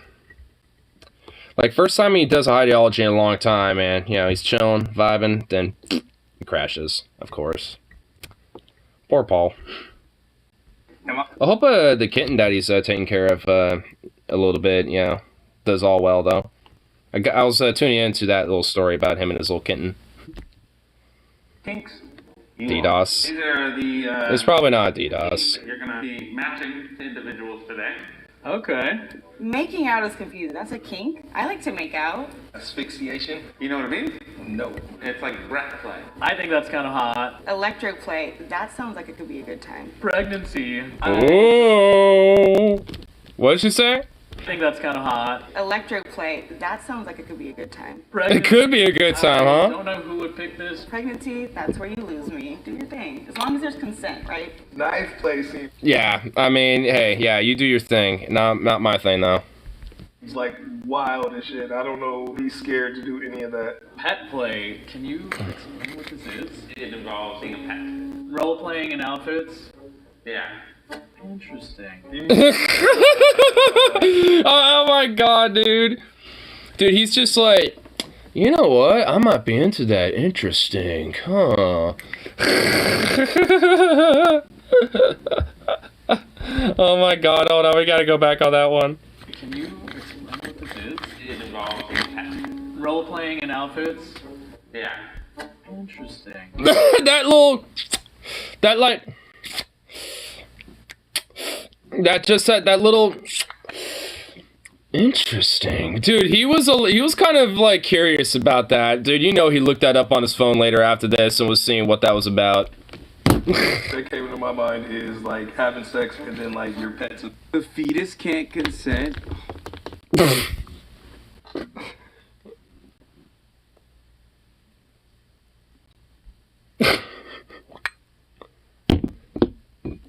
The fetus doesn't consent to the sex, bro. I don't think it has a way to tell you that, but yeah, it doesn't. There's a third person in the room, but it wasn't God. Chat, what the fuck do you mean the fetus can't consent? Explain. And your It pet was a might joke, get thank God. Okay, everybody's ready. I'm trying to put two and two together. How you guys doing? Do you think it's immoral to have sex to a pregnant woman? But why would it be immoral to have Immoral? Who ca- What? That's no. Oh my god, that person's kind of a dumb. I mean, like, no, I would say it's odd. I mean, but no. That one is like a legitimate question. Like that person is like actually asking. Sex to pregnant woman. Is it immoral? Asking for friend. What's your name? I'm Reds. Anton. Nice to meet you. Can you give me a 360? Let me get a full turnaround. Pet play. Okay. Done. Okay. Can you say this word for? I heard if you give oral to a pregnant lady, you could blow in her pussy and make her miscarry. Is that like the Alabama cousin way of doing an abortion? Asphyxiation. You're already giving me that with the choker vibe. I have a lot of stuff happening around your neck. Pet play. That's what's really like getting me right now. Pet play. Pet play. He's already. That's the dude who's the furry. Like, I already know. Like, that dude's into pet play. Like, he's a furry. He's got pup gear. He's like, I mean, not on him, but he has the choker. Like, I mean, that's. And I noticed there was like a little dog bone collar necklace piece on there. Now that's some legit sex advice my uncle gave me. Oh my god. Well, I mean, it's some Alabama shit, but I mean. Oh yeah, dude, that person has a choker, and yeah, has like a little like dog bone like piece right there and shit, like a little name tag. That dude's totally a furry and into pet play. Absolutely. 100%. Orientation, if you don't mind me asking. Pansexual. I have a girlfriend and a boyfriend. If that helps it. Polyamorous too. Right now, currently. Right now, currently. Classic Seattle. Classic Seattle. Also, same as like Portland, Oregon. Polyamorous. Dude, this person's got Portland vibes, honestly. Yep. Portland, Seattle vibes. She likes being choked.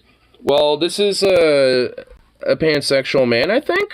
You know, but, you know, like, I mean, I could be wrong on the gender. Really big horror nerd. In said horror games, what is your weapon of choice? The more unconventional stuff, when they like put like a chainsaw on the end of like a big pole or something like that. How long have you had your kink? About 3 to 4 years. Is there like movies or books that you read that inspired you for this? Honestly, it was more hearing about experiences that like internet friends have had. This is really hard. So the collar gives me pet play, like you might like to be like walked on a leash or something like that. Okay. Like you might enjoy that, or you might enjoy doing that to other people. Okay, let's test this out. What you mean? I don't want to be walked on. What the fuck? I'm good. Pet play. Knife play for sure. Go ahead. Dang, alright. Alright, next victim. Next victim. Dude, I love her vibe, dude. I don't know what her name is, but dude, I'm loving her vibe and her personality. She's like, all right, got you. You're into knives. All right, next victim. Next victim to, you know, embarrass with their kink. Like, dude, I'm kind of liking her a little bit. Get 360 as well.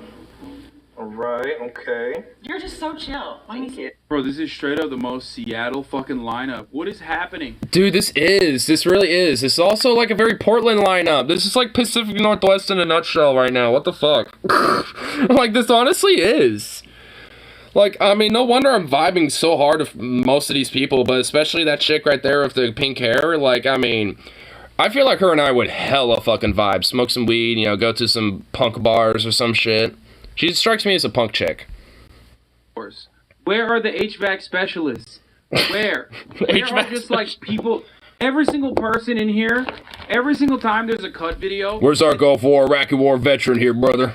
Where's our 3-2 Afghanistan War veteran who comes out of Missouri? Only have people who are like, yeah, I make erotic art in the 3D space with exclusively C++. Like, or I am a DJ that is deaf and has never listened to music, and you know that's my specialty.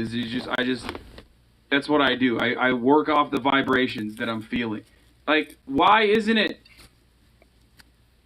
Why don't they have like? I want to know like one fucking person that's like, yeah, I'm an accountant, or yeah, I lug refrigerators for a living, and my kink is erotic knife play.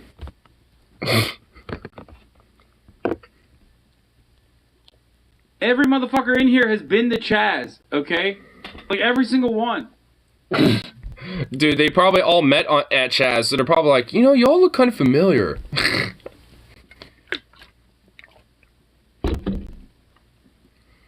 For ferrets and other small animals? Yeah, literally, other small mammals, yeah.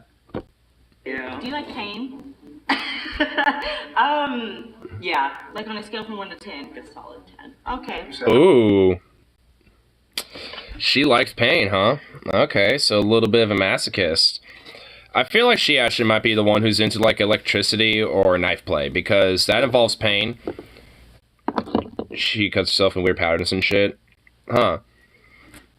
Well, I mean, you know, it's it's her thing. I mean, I do find it a little odd. Like, I wouldn't, you know, be doing that, you know, personal self-affliction shit. But yeah, well, you know, you do you, boo. You know what I mean? Like, I was like the outcast. Like, I was lone wolf like, kind of joint. not really. Like, I had my own like group of like artistic friends who just kind of like didn't fit in with popular kids, I guess.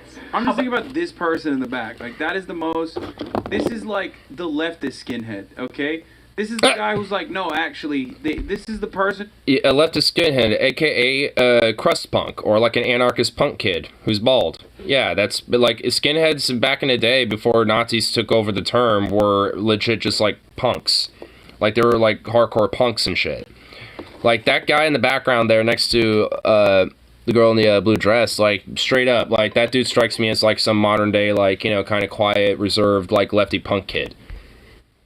Actually, skinheads were originally anti-fascist. You know that that's... Yep. Oh, yeah. Even Hassan knows that. Yeah. You know that that's what's going on there. Yeah, like... Yeah, exactly. Like, OG skinheads back in the day were actual anti-fascists and punks. Like, anti-fascist punk types and shit. Like, that's what OG skinheads were. Do you not see the I mean, the whole term basically came from the fact that, you know, the punks basically shaved their entire heads and were bald, thus skinhead. Like, that's where the initial term came from, but the Nazis took it, you know, because they're Nazis, and Nazi punks can fuck off. They're not Nazi red. punks, Nazi That means punks, I'm one of the Nazi good punks, skinheads. fuck off! And I'm reappropriating skinhead culture, okay? About your hobbies, what do you like to do? I'm a big writer. I'm also into film and stuff. What kind of film? Yes, I know lace code. I'm calling it out. Red laces mean you're a fucking Nazi, and I guess yellow means you're an anti-fascist. Yep. That's actually pretty common up here too. No, I know the culture, and I also everything I said about skinheads is correct as well. It is. He actually isn't wrong. Are people in chat trying to correct him because they're fucking idiots? I know that the... Like, a lot of OG, like, skinhead punk culture came out of, like, the West Coast and shit, like, in the PNW. Like, Portland was, like, a hardcore punk scene, especially in, like, the 80s and 90s. Like, I mean, that's where a lot of skinhead punks came from and shit. Like, I mean, what? Like, are people in the chat like, oh, actually, it's like, no, nah, Like, Hassan might not be a punk guy himself, but, I mean, I'm actually pretty impressed he actually knows that shit. Doesn't mean, you know... You can't tell me not hooking up was a bad choice because I don't let anyone cut me up, Lamau. If you were going porn, She's really cute, though. What is the category that you would go to? Squirting videos. It's not bad. I just recently discovered it. That's what I'm not judging. Based on those answers, it really has nothing to do with what they look like. Electric play. I am gonna take a guess that you're into knife play. Excitement of being in a horror movie. Knife play. Yeah, she's definitely into it. How are you today? I'm good. How are you? Good. I love the black lipstick. I love your hair. Thank you. Oh, dude. She's gothic, too. This black chick here is gothic as well, dude. I'm vibing with both of them. And I love how they're just, like, you know, just being so nice and cordial. It's like, I really like your black lipstick. Oh, you know, your hair's really nice. Like, I like how they're just being nice. Good. I love the black lipstick. I love your hair. Thank you. I like her hair, too. I like that shape side shit. For about 15 years. Oh, damn. Okay. Jesus Christ. Wait, what? What about 15 years? Hair. Thank you. How experienced are you with king play? I've been part of the BDSM community for about 15 years. Ooh. I like her already. I like those two chicks, like like the pink hair chick and this gothic chick, like oh my god. What the hell? Yes. Oh my god. Do you like being choked or choking? Yes. Both? Well, breath play. I'm gonna go with pet play. You can just pass that over. Yeah. The 3 earrings are a vibe. No, they are. Yeah, you're definitely pet play. You hear that? I'm giving you a Oh my god. You know what? Maybe she is. Oh god. BDSM and pet play go hand in hand. 15 years into... Oh, dude, she actually might be the pet play. She actually might be it. dominant, and you might want to be in control of the possibility of torturing somebody. Okay. Nice to meet you. Nice to meet you. Next. Izzy, what do you have left? I have making out, asphyxiation, and pregnancy, and it's about to get really weird really quick. The pregnancy one's freaking me out, man. That I'm trying to knock out. The pregnancy kink. I feel like cut videos are designed in a way that, like, if you show it to some fucking dude who's like a delivery driver working in, I don't know, Ohio, they watch this and immediately go into shock. I don't know. I mean, maybe, but honestly, like, there's definitely some furries who are conservative as fuck that are kinky as shit as well. I meant to have a cream pie fetish. I like to finish the side, if you know what I mean. I mean, that's not inherently, like, you know, a fetish, so to speak. I mean, the cream pie part is, but, like, finishing inside doesn't inherently create the pie, you know what I mean? It's more like, you know, you finish, like, near the entrance and then let it, like, you know, let it all seep out. Like, if you're an HVAC specialist living in Ohio, you watch a video for like 3.5 seconds and it kills you. It zaps your brain, it lobotomizes you. You basically are just like there's like spittle coming out of your fucking mouth. I'm just imagining this, like some like hardcore MAGA trucker guy in Ohio, just like, hey guy, check out this cut video. What's this, brother? Just watches like 5 seconds of this, and he's like, just dies right there. Why'd I come or join these streams at the oddest time? I don't know, man. You kind of, there's a lot, people have a bad tendency of doing that. Like, I've noticed that, like, I'll, like, notice, like, the little, like, this little view counter, it'll, like, tick up for maybe, like, 1 or 2 every now and then, but in the most awkwardest of times, like, I can tell, and then it just goes, bloop, it just drops immediately. It's like, someone tunes in, it's like, oh, what's this about? Yeah, and, you know, so it's like, when you rub the balls with, like, that a little bit, you know, it's a little weird, and, you know, it's like, you know what I mean? And then it's just like, well, never mind. You know, it's like, I'm out.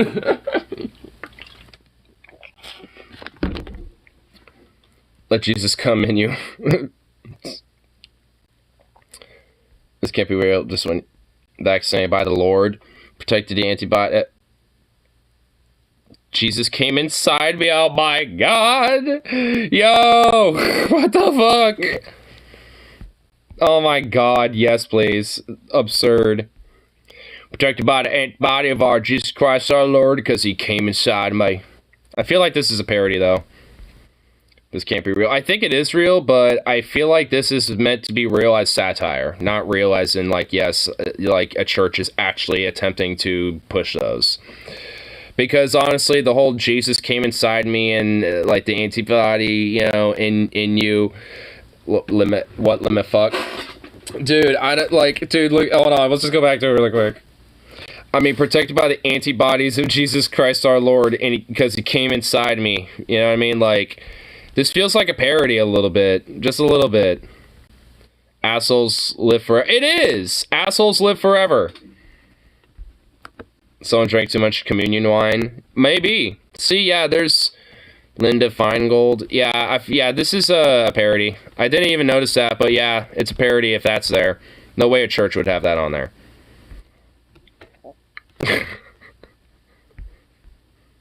Dude, if it wasn't there, though, it would honestly look real. Thinks America is, okay? This is how, like, they think every leftist is. Your section. Gayer than New York. Okay, alright, word, okay. What do you call a neck? I like it. Is it chokeable? What the fuck? Does your kink get in the way of finding a partner? Not romantically, it gets in the way sometimes sexually. Does it come up all the time, or do you have Knife to, like, play. tell them first Yep, knife play. before you, like, get free? Knife play! Like, it's kind of a must for me. This doesn't happen, then I'm like, I can't. Oh, wow, okay. Yeah. You know what you really want. Yeah. I'm gonna go with electric play. Cool. What would you rate Oh, well, you know what? If he's... This guy seems... well, I don't know. Maybe... I no one's really said making out. I feel like this dude, gayer than New York guy, like, is probably, like, really, like, assertively into making out. You know what I'm saying? I feel like this guy is into that. Scale of 1 to 10. 9 or 10. That's actually like hella high. Bro, this is... there's no way... I have no idea what anyone's into, except for the first one. Because of the choker, I assume it's pet play. But that's it, like... There's no context clues. Like they have how they all look like they could be into everything.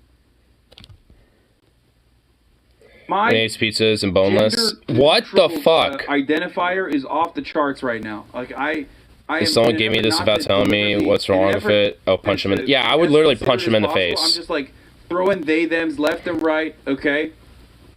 Like, I have no idea what's going on. They all look like they're into all. Wait, I found a boneless pizza in Portland a few weeks ago. Blasphemized melty, also vegan boneless buffalo pizza from Sizzle Pie.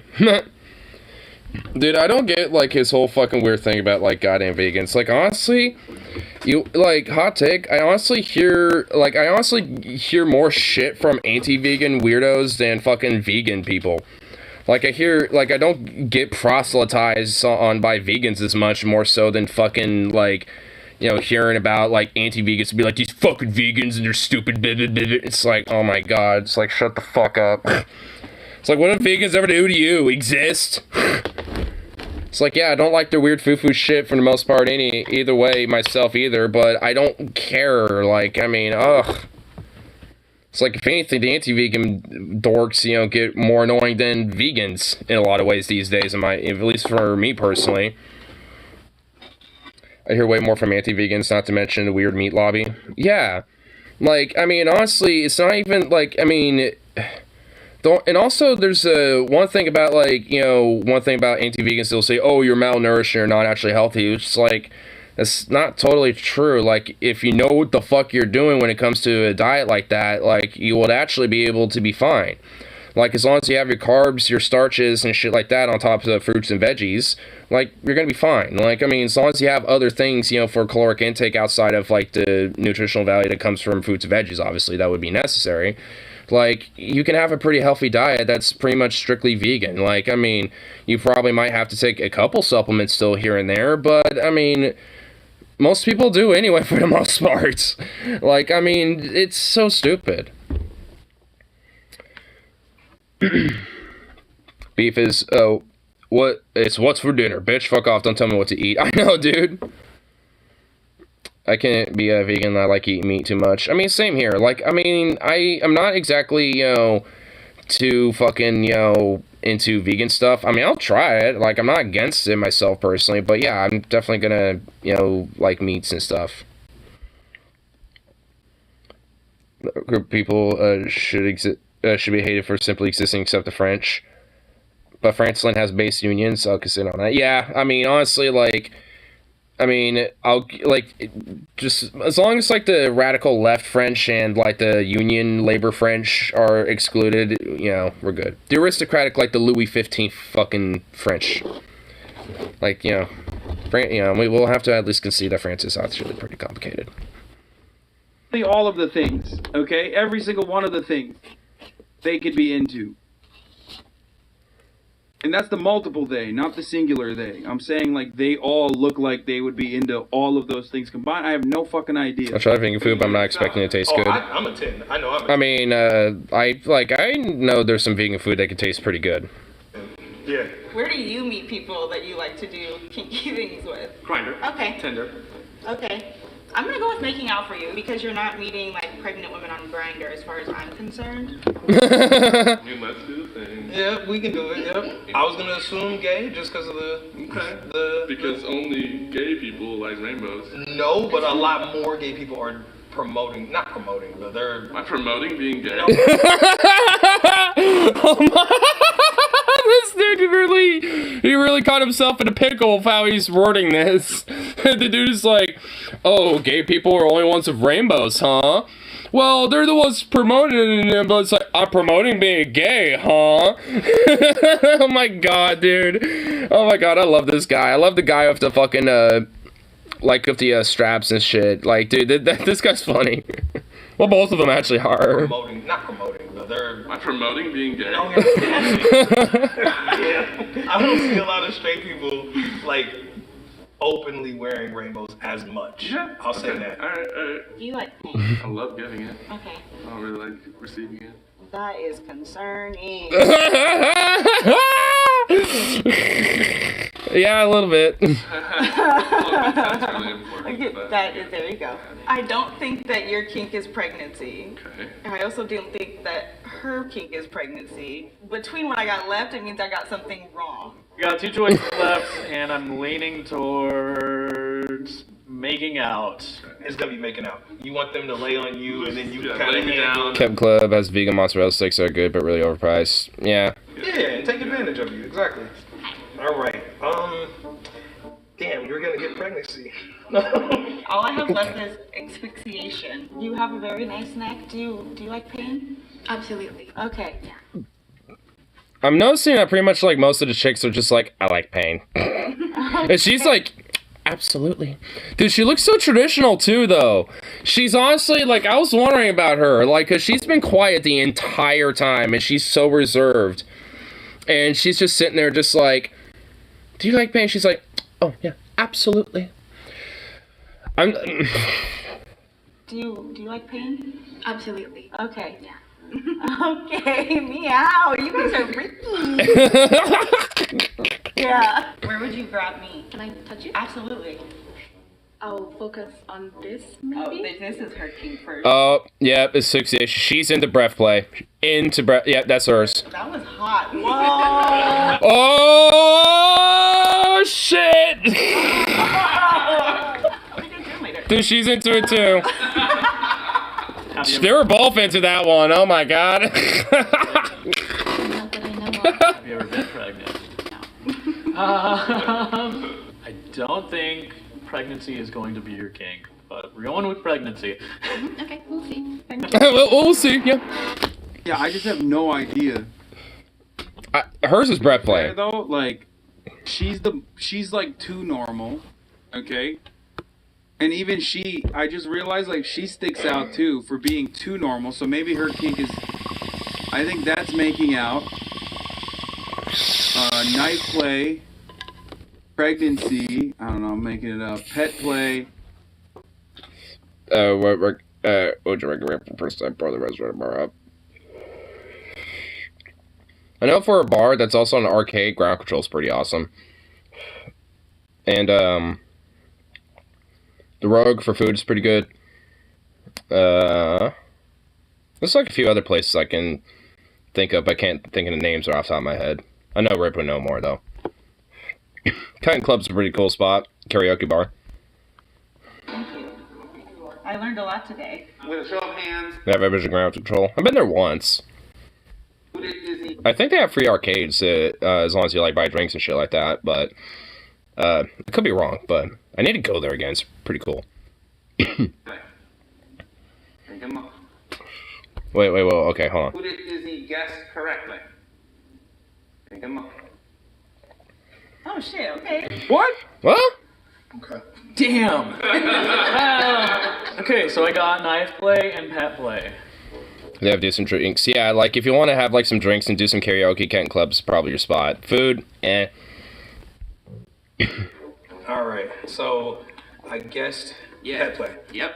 You were right. And I was right. Yeah. You had the Knew college it. situation. You have a bunch of pets on your shirt. I should have really paid attention. So what inspires you Like Lab is most doge friendly. I still need to go there. to pet play? Part of it is the headspace. Since I'm into being the pet with someone, like I mostly do it with my girlfriend. When we're in bed, she'll have Ooh. like a collar and leash on me, and Have you ever worn like a furry suit when you're doing the pet play? I've never worn a fursuit during pet play. Those are expensive. I don't want bodily fluids on that.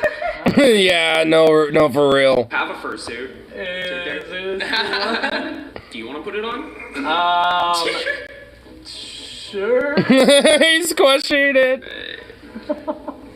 He became a furry. Be a good furry. Enjoy it, I guess. Yeah, I mean, he's doing it right now. He's being a furry there. You just put it on and just go forth. Be a furry. You're a furry now.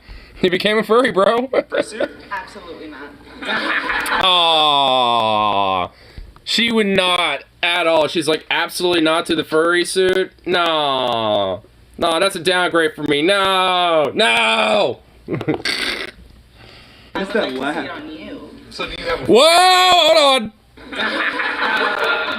What's that laugh? On you. But I would like to see it on you, dude, and not look. Oh, never mind. Rebound. Or just that? I have this, and then the Wait, why is Chad in emo mode? What happened?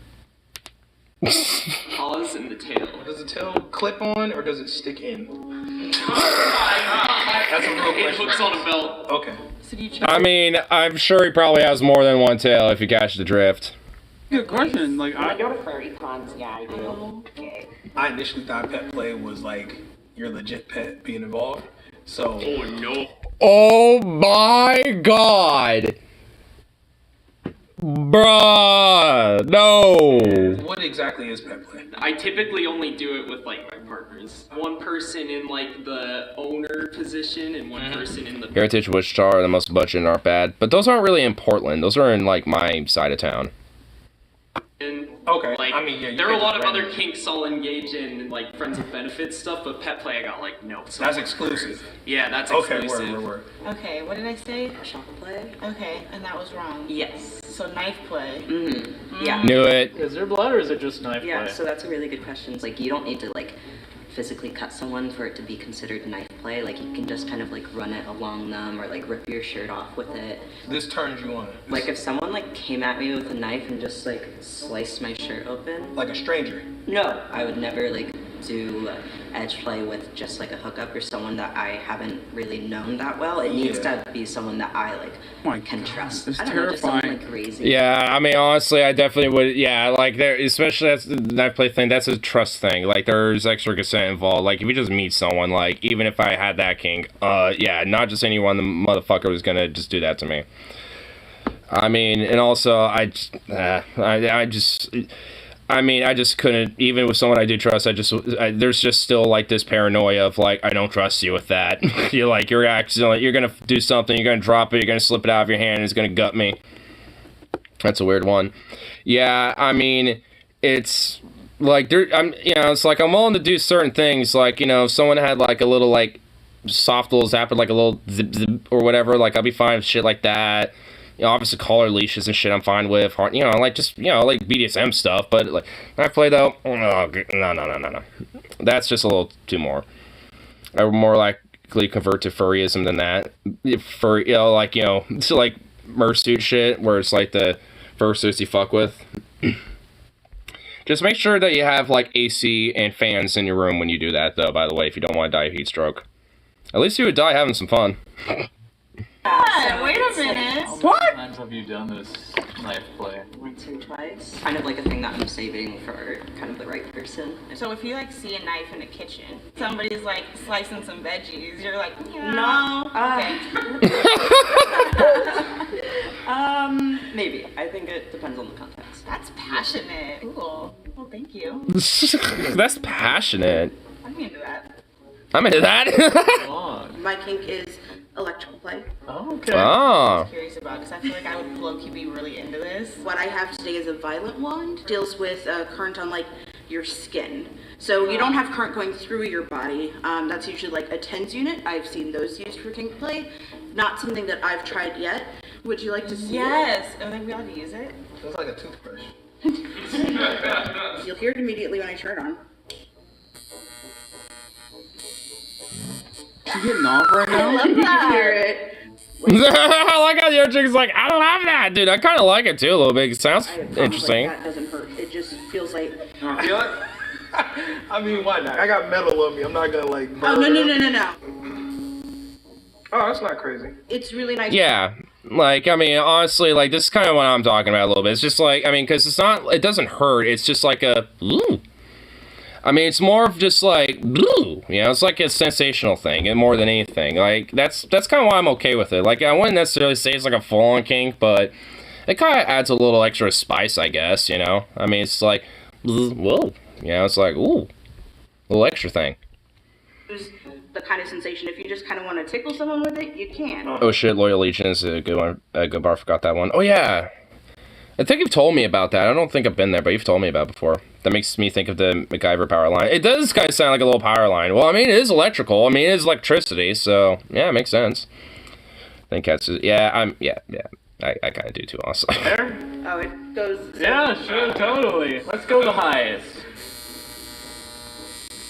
That just sounds like a tattoo gun now. Pretty intense. Feels like when a tattoo needle first touches you. Oh, well, I mean, I love how I say it sounds like a tattoo gun. The guy says it feels like a tattoo gun when it first touches you. It's like, okay, you know what? I might want to get one of those just, you know, because I want to get tattoos at some point. Yeah, and that'll probably give me an idea of how it might first feel, you know, when I get one and shit. Be like, highest setting. Oh, okay, that's how it might start, you know, feel if I start getting a tat. It's not gay if everyone's wearing a catsuit, Benghazi. Well, I mean, you could honestly add layers to it where you can add different things and stuff. So, I mean, true. You can make some men naturally look like chicks with catsuits instead. That people said feel like knives cutting on them.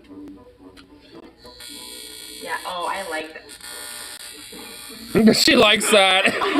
Wait a minute. I like that. Thank you. they're those two like each other. Now it's the fun part. I got y'all right. Okay, so your kink is making out. Yes. I Knew need it. to know what that means. Thought we all like to make out. I didn't realize that was like a kink. I'm talking long makeout sessions. Okay. Like I can go like 3-4 hours. What? Yeah, Whoa! Damn! 3 or 4 hours of just straight up making out? Fucking hell, dude. Damn. But like, okay. That's how it's a kink. Just go on. Long, serious. Yeah, it can get very tiring sometimes. For me, it's more of like the connection with the person rather than like That's why I like making out. I love making out because I love. Bro, that's crazy. It's like you literally turn something that's like a introduction. I like to make out, but damn, even I get to point. I know, like, I mean, shit. He was saying he even gets tired out with it. It's like, aren't you supposed to get tired out from fucking, not making out? Like, making out is what kind of pumps you up a little with the connection and you know, the energies and stuff. You know what I mean? Like, what the just like, damn, bro. It's like, shit. I didn't think it was gonna be that intense. just like hooking up. And I could see like maybe like an hour or something. Like, you know, you have like a whole day to somebody, you know, to yourself or something. And you just spend that whole day just being passionate as fuck. Like, I can get like maybe an hour of makeout in between, you know, some sessions and shit. You know what I'm saying? Like, I can get stuff like that, but maybe having like a break to eat some food or something. But, you know, like, I mean, I could get like some long intestinal. What? I like long, intense, passionate makeout sessions and shit, but like, I mean, yeah, like even you're saying, Van, like, even, you know, get to the point, you know what I mean? Gotta hit the home plate. Gotta go to home base at some point. You know what I mean? Like, what the fuck? Bro, you are so lip hungry. About the connection. It's way more intimate than, like, penetration. Like, you would be happy. Okay. Just, like, the date ended in just that. You're cool with that. Yeah, I've hit climax with it. So, Oh, word. Yeah. Okay. He's nutted over making out.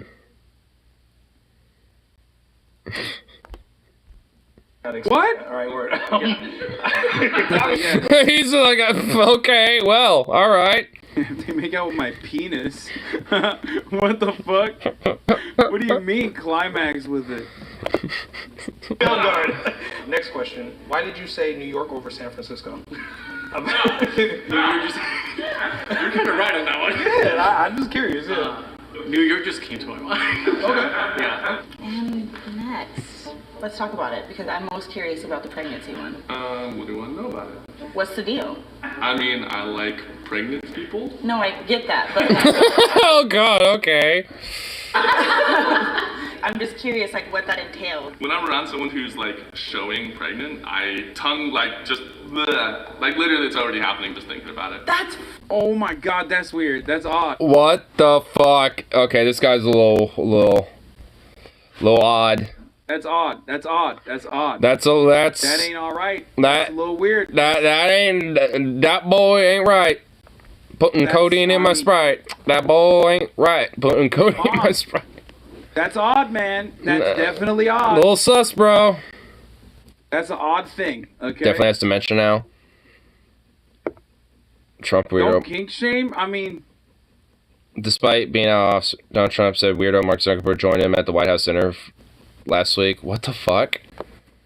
That's less weird than some of the other ones. I mean, I don't know. I really think, have you talked to a therapist about this? Not even in a bad way. Yeah, Trump definitely has dementia at this point, honestly. Word. When did you Oh! Get back here. know you were into this? I would say I discovered a lot of my kinks around like my late teens, so like 15, 16, and 17. So when you were like, yeah, what the fuck? You were 15, you were like, damn, that's a pregnant mommy. I love that. At 15, you're just like looking at that pregnant mom, just like, damn, I want to tap that. What the fuck, man? Dude, this guy is a little bit like, what the hell? What the fuck, bro? But, yeah, like, to the Trump point, though, like, I mean, I could, like, I was mentioning it a couple times, you know, a few streams back, you know, honestly, about that, where it's like, yeah, he's, at this point, most definitely, like, dementia-addled and shit. Like, he basically needs to go of, like, the whole, like, Fred Trump route and basically just be put in, like, a little fake, you know, sanctuary spot where he could pretend that he's, you know, president and shit, but not have any actual influence in anything. Dude had a smoking hot pregnant teacher. Oh, you know what? That's probably what happened, dude. He was in, like, high school, you know, he got into, you know, the class of high school for the first day, and it was just, like, some smoking hot banging pregnant teacher. What the fuck? 16, you were actively looking for pregnant women to fuck? No, when I would see someone pregnant, it made me feel that tingle inside, like that excitement. And stronger than most things. I have a daughter. When my girl was pregnant, I think there was more times that I was like looking at her pregnant where I was like, damn, you are like kind of sexy. Yeah, it didn't make me want to like, you know, smash or nothing like that, but it was like, she looked really, really good, beautiful, all that kind of stuff. Damn, I might have this kink. Like, You might have the same- I don't want kids. Mar-a-Lago, that made that make that the White House, put Trump in toddler room with a fake phone that goes to call center, people pretending to be the heads of state and corporate executives. That's essentially what happened with Fred Trump, you know, when he was dementia-addled. So, yeah, exactly, yeah, pretty much just do that. What the fuck? So he just wants to fuck pregnant ladies? What the fuck? I had a teacher in 12th grade who had her makeup to Dawn, and she looked 35, was actually 74. Really? Interesting.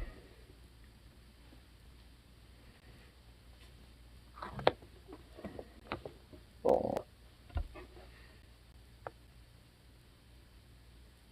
Guys, the dude meant the mother, his wife, the mother of his child, when she was pregnant. What the fuck is wrong with you, chat?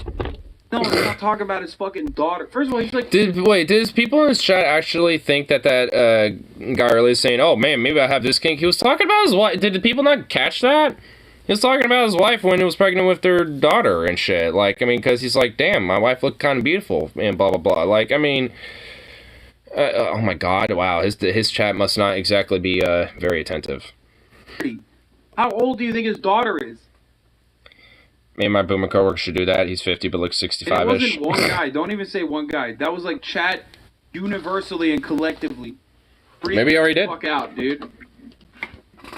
Yeah, no, it's the process that really does it for me. You know, like I've gone through a lot of trauma and therapy, and like it would be a child raising a child. Do you like sex with pregnant people?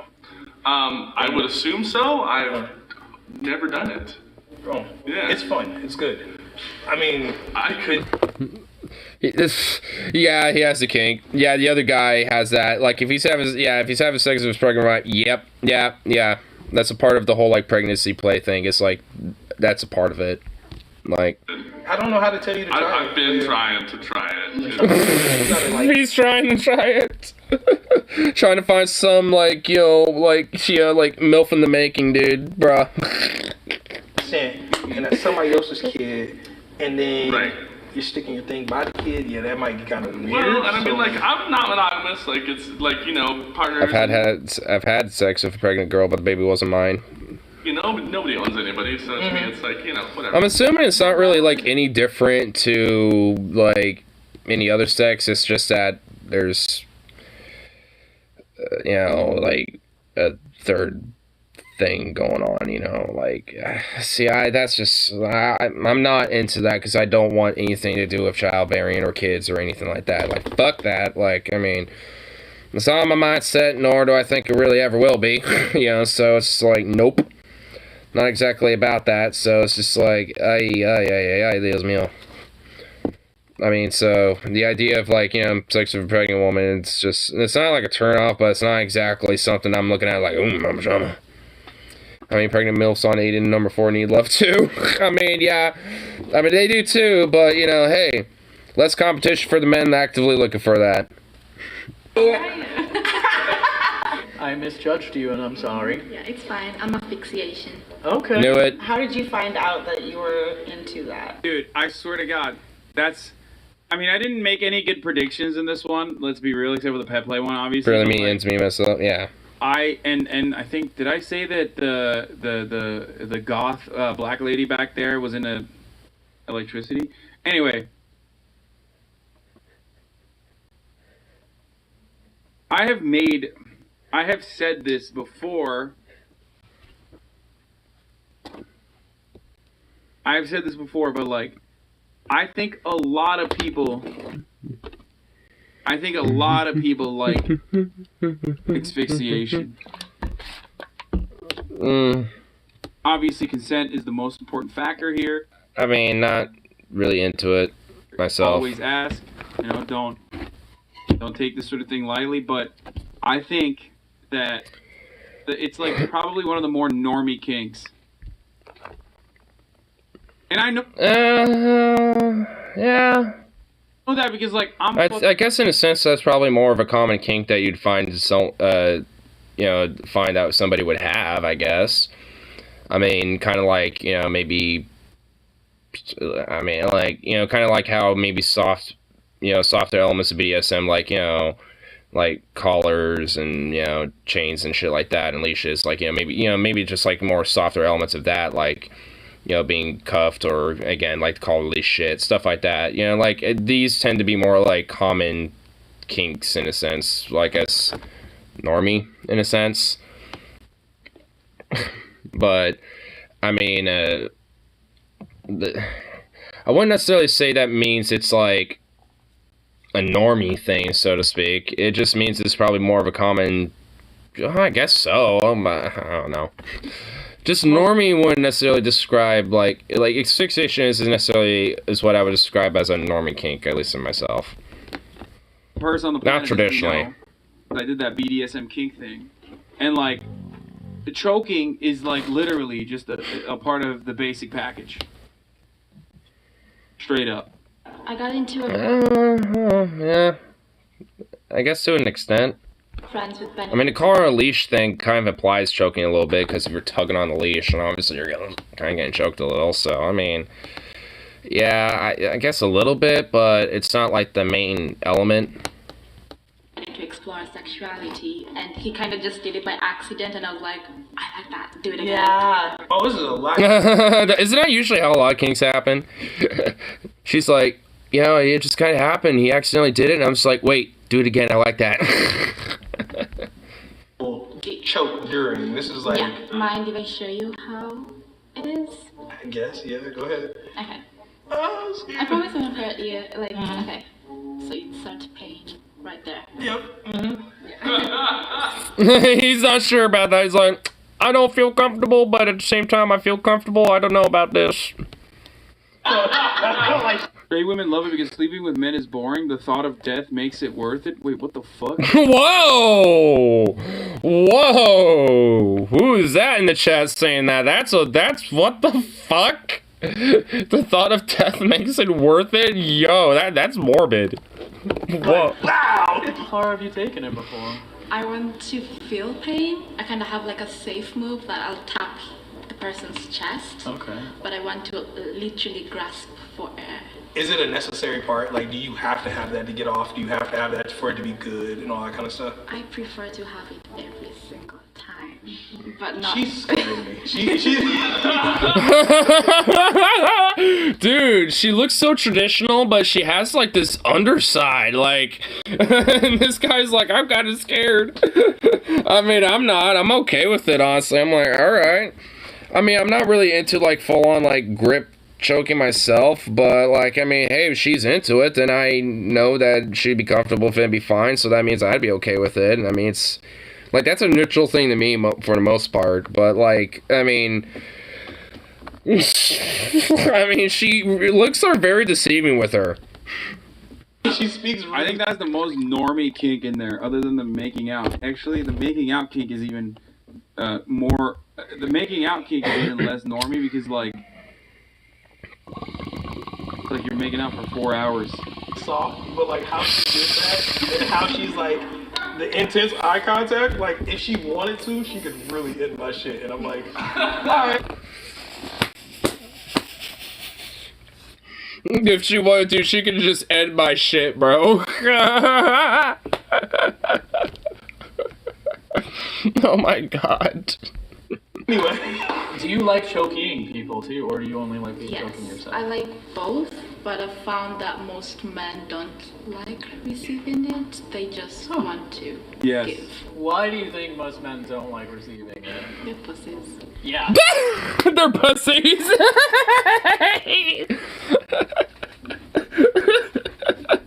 Dude, fucking Slay Queen answer, dude. They're pussies. Yeah, honestly, yeah.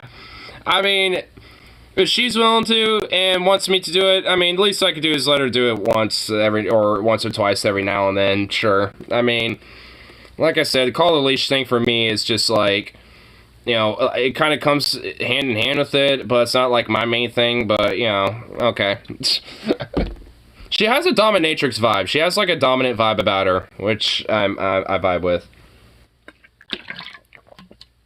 She's the kind of girl who makes you earn that ass. A little bit, yeah. She's the one, yeah. She strikes me as like a dominant, you know, dominatrix type. She's like, where she makes her, like, dudes earn it a little bit.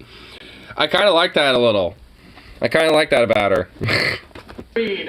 Nothing else, like, around. I've done it. I don't like it at all. I do not like being submissive even a little bit. I do not like getting choked. I hate it. It's just, no, don't even say you're pussies. Like, if I was a pussy, I wouldn't have tried it. It just does not I don't like it. Like, it doesn't do it for me. Being dominated doesn't do it for me at all. It's just like, immediately it turns me off. Boo. On your neck? No. Just a hand. Yeah, just for now. Nice meeting you. Thank you. That was gonna stick with me for a minute. It's gonna remember that one. I was excited. I didn't realize how into almost all of them were, except for like 2. Thank you. Wow, she even found something about herself too. That's pretty cool. I mean, I like her honestly. I mean, man, I gotta check out more of these cut videos because they look fun. I wonder if there is more of like the Match King 2 Stranger apps that they have, because I mean, I definitely want to see if if they got some more. Yeah. Let's go see. Cut. Match ethnicity to person. They just recently uploaded this 13 hours ago. Ooh. You know what? Let's do it. We're doing it. I like to play video games. Okay. I watch. Okay. Well, we got like some Irish laddie looking folk. Like, this guy is definitely from the islands somewhere. And this dude, I love table tennis. Oh, you know what? Maybe not. Fuck. People who watch anime are gonna be Asian. That silence, though. The awkward silence. Am I wrong? Yeah, you are wrong. Dude, like, the whitest motherfuckers in America, like, watch anime these days. Hi, my name's Miriam. I'm Olivia. My name's Brock, and I'm guessing ethnicities. How do you feel? Pretty nervous, honestly. If I get it wrong, I could upset some people. Upset some people. Yeah. I don't know. Multi-ethnic. My mom is African American and my dad is Irish and Spanish. Right on. Your culture, your upbringing, but it's very, very different from race. Ethnicities are made to kind of unite people around culture and whatnot, while race seems to be more divisive. Would you get offended if someone got your ethnicity wrong? No, because it happens all the time. I think I'm used to it. I'm gonna give you this. Okay, I get cards. Okay. So these are your choices. Senegalese, Sinhalese, Sri Lankan, Tamil, Filipino, Latino, Mexican, Native American, African American. So those are what they are. Okay. Also probably gonna say some of these wrong. So some of these are actually nationalities, right? Like Senegalese is not a, it's a national, it's from Senegal. It's a nation. Okay, yeah, true. It's, yeah, maybe. I'm not gonna say if it really is or not. I know it is in part a nationality, but nationalities can also be, an ethnic group as well. Shit. Hello. I mean, not always, but I don't know. Hi, what's your name? Haley. Haley, I'm Olivia. Nice to meet you. Nice to meet you. What's your favorite meal that your parents make? Beans. Beans, okay. So I like how it's just beans. Just some humble beans. Do you have a garbage can under your sink, or is it out in the open? Out in the open. What made you ask that question? Well, honestly, a lot of white people have their garbage under their sink. That's just my... No, I don't. It's like right next, it's like in between the kitchen and like the kitchen table area. Like, I mean, what? Okay. Observation. What are some I think that might be like a southern thing, because I've seen that way more in the south. types that people say about your ethnicity? We're alcoholics. Okay, I got it. I think Alcoholic, huh? Okay. that you are native, especially after that stereotype. You're a Mexican. I'm gonna go with Native American. I'm 0-1, I feel like, but that's what I'm getting. Okay. Thank you. Hi. Hi. What's your name? Todd. Nice to meet you, Todd. And what are some stereotypes Dude, I hella white and I don't have a high class sink that can fit a garbage can. I know, dude. that people think about show people? We're good at dancing. We like to sing. Okay. Tell about your hobbies. Alright. I do actually kind of agree that she might be, that she seems a Native American one. this guy, I feel like this guy could potentially be like Filipino or Sri Lankan. Video games. Okay. I watch anime, and I love table tennis. That's like an Asian guy thing. I'd say the majority of people who watch anime are gonna be Asian. I like how he just looks over like, this bro is fucking serious, is he? He is not that serious, is he? He like, I mean, look at him. Look at that dude on the, like, I like his jacket, too. Like, his denim jacket actually is fucking, like, got some, dude, that's some, like, fucking drip. That's a fit. But his fucking look is just like, is this guy fucking for real? Like, is he for real? I may be white, but my ass is black in spirit. Am I wrong? It's so quiet. It's so quiet. Do you guys? It's so quiet. Yeah, because it is wrong, you dip. Like, dude, have you not seen, like fucking internet forums of, like, the most whitest looking paley motherfuckers being into anime with their fucking waifu pillows? Growing up, I went to a Catholic church, and then as I got Alright, this guy strikes me as Filipino. I know Catholicism is pretty big there. older, I started attending Christian. You like Filipino? Yeah. Okay, I'm gonna give you Filipino. I think you're Filipino. Latino/Mexican. That one's speaking to me. Okay, go ahead. What's your name? Yassine. Yassine, nice to meet you. Yassine. So what are some stereotypes about people from your ethnicity? That we're good at soccer, which we are. Okay, yeah, I'm not even gonna stop. Okay. I mean, honestly, yeah, she's the one who strikes me as Senegalese. Okay, because Senegal is filthy at soccer. Wow. But I mean, honestly, like, I don't know anything much about, like, soccer or anything, but... I saw that you wore that hijab, and I know that in Senegal they do have a big Muslim population. So, Senegalese. Filipino, Senegalese. Oh my god. There's a dog on his shoulder. I'm just... Oh my god, that guy does have a dog on his shoulder. I didn't even notice that. I gotta see what I'm working with. I'm gonna say Senegalese. He's so unsure about that. Kabir, nice to meet you. I'm Olivia. The straight hair, thin hair, Javier? brown eyes. Okay, this guy is definitely a... Oh, what was the other choices? Fuck. Alright, we're at 336. I want to just see what the initial choices were. Just so I can, you know, because we already had... Yeah, there's Native American, then Filipino, Senegalese. Those are the ones so far. I just want to see what the other ones were. Where the fuck were they? There were somewhere up here. Where were they? Oh my god, it doesn't want to, like... Okay, whatever. It was somewhere in here. I know there was African American, Latinos, Mexican. Maybe that's what it is. Maybe that's what it is. Native American. Hobbies. Tell me about your hobbies. I like to cook a lot. Okay, what do you cook? We make varovol, we make kotoroti, The South American, for sure. papadam. If you were to make me dinner, what would you cook? There's one dish that my mom makes called idiyappam, where it's like rice noodles with like curry on the side. And Oh wait, no, this guy's Sri Lankan. This guy's Sri Lankan. yeah, and then usually like pickles. That because honestly, the curry is what hit it for me. It's like, wait a minute. Okay, right here. I know I messed up. Okay. Like honestly, because I was thinking South American a little bit, but then he said the curry. I was like, wait a minute. That's like more of a thing in India or appropriated culturally by Britain. So that's going to be more closer there. So that'd be more Sri Lankan. So Sri Lankan to me.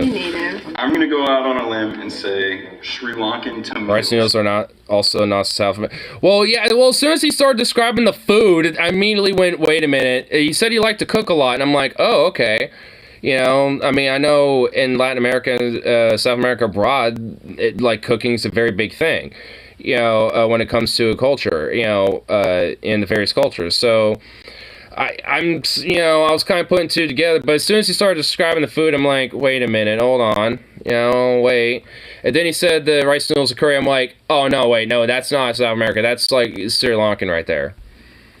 I thought you were like some sort of Southeastern Asian. You look like Aladdin. So that's what it is. He looks like Aladdin. He kind of does a little bit. I believe he's like maybe Middle Eastern, and that's the closest one we got on here. So that's my choice. Awesome. Thank you. He's like, awesome. I'm Brock. Nice to meet you. Octave. Octave. Octave? Octave. You sing. Octave. That's an awesome name. Everybody asked me that. I'm so sorry. I like to sing. Are you She's definitely a Latin American Hispanic. Any other languages? I am. French, Finnish, Spanish, and English. Okay. Ooh. Okay. French, Spanish. Multilingual. Are you religious? Spiritual. What does that look like? I like tarot cards, I like astrology. There's something out there. Oh. Astrology, no. Things. I don't Why couldn't it have just been some like stuff like Wiccan shit or something? Do you go to quinceañeras? I've actually never been to one. You never been to a quinceañera? I've never been to one. Okay. What kind of music? Oh, that's kind of sad. She looks like she would go to Signoria. I'd hit it. I mean, honestly, the astrology point isn't even that big of a problem to me. Like, I could get by that. The tarot card thing I actually would legitimately be kind of into. I mean, I know it would be kind of some bullshit, but, you know, I think it'd be kind of cool to, you know, do it once or twice just for the fuck of it. My girl, I knew it. Yeah, I don't know, you was giving me like as soon as you walked in the door. What makes you so sure? Your makeup. Some Latina ass makeup. Some Latina ass makeup. What's Latina ass makeup? Some Latina ass makeup with some long lashes, some nice defined lips, you know, some highlighter. She got the nice long nails. Pete, yes ma'am. Dude, I'm loving both of their sass a little bit. She's just like, Peek, yes ma'am. Like, I mean, dude, both of their sass a little bit is great. And then on the 30th, you should come. I'm good. How are you? I'm good. I'm Ortiz. Nice to meet So this is this guy's last choice African American. Based off of looking at you. Oh, look at his little dog! It's so cute! You could definitely. Look at his little puppy! Oh my god, he brought his little puppy along and it's just vibing on his shoulder, just chilling, hanging out. Dude, his fit with his shirt. Dude, I like this guy. This guy's cool. Do you enjoy soul food? Like, do you like cornbread? Do you like collard greens? Yeah. Macaroni and cheese. Yes. Okay. Well, I only got one card left, and it is African American. I have African American left. He is African American. I like how they basically left the white guy out, like, after all this. They didn't really go to him anymore. I'm 100% right here. If I get this wrong, I'm canceled. Use your card. Canceled. Alright, look around. Anything you want to switch on? Native American, Latino, Mexican, Senegalese, Sri Lankan, Tamil, Filipino, African American, yeah. Oh, wait, whoa! She's Filipino? Oh, shit! What? Dude, I thought that guy with the denim jacket was Filipino. What? You know what? Actually, that makes sense, because of the Philippines used to be a Spanish colony. So actually, that makes sense, because if you think about it, like, I'm sure some Spanish colonist fucks interbred and intermingled with some of the indigenous populations there, and thus, like, you know what? Ah, that's it. That's it right there. That's it right there. Ah. So I got pretty much all of them besides that dude and the and chick on the right there. None of them identify with the MILF ethnicity discrimination. We see a couple I would like to change. Oh shit. Oh wait. It was just their choices. Okay, so it's just the choices. Latino, Mexican, Filipinos, Sri Lankan, Tamil, Native American, Senegalese. Why did what? Okay. Native American from you. I'm gonna give this to you. This one from you. Give this to you. And I'm Huh? These two. Oh. Okay. Okay. Can we switch cards? Here we go. Boom. There you are. Your Okay. new identity. Why did you make that switch? The tarot cards. Tarot cards threw me for a whirl, so I had to change cards. Tarot card that feels more in line with nature. Can I switch back? No. Oh my god, this guy, bro. This dude right here, man. Oh my god. Jeez, he's so unsure about himself. It's so funny. Oh my lord. I mean, it's like, wait, so tarot cards is like something that's very Native American, huh? It's just like, wait, okay, maybe it's not. Okay, it's not. Never mind. Can I change back? Jacques the Brock. Jacques the Brock, dude.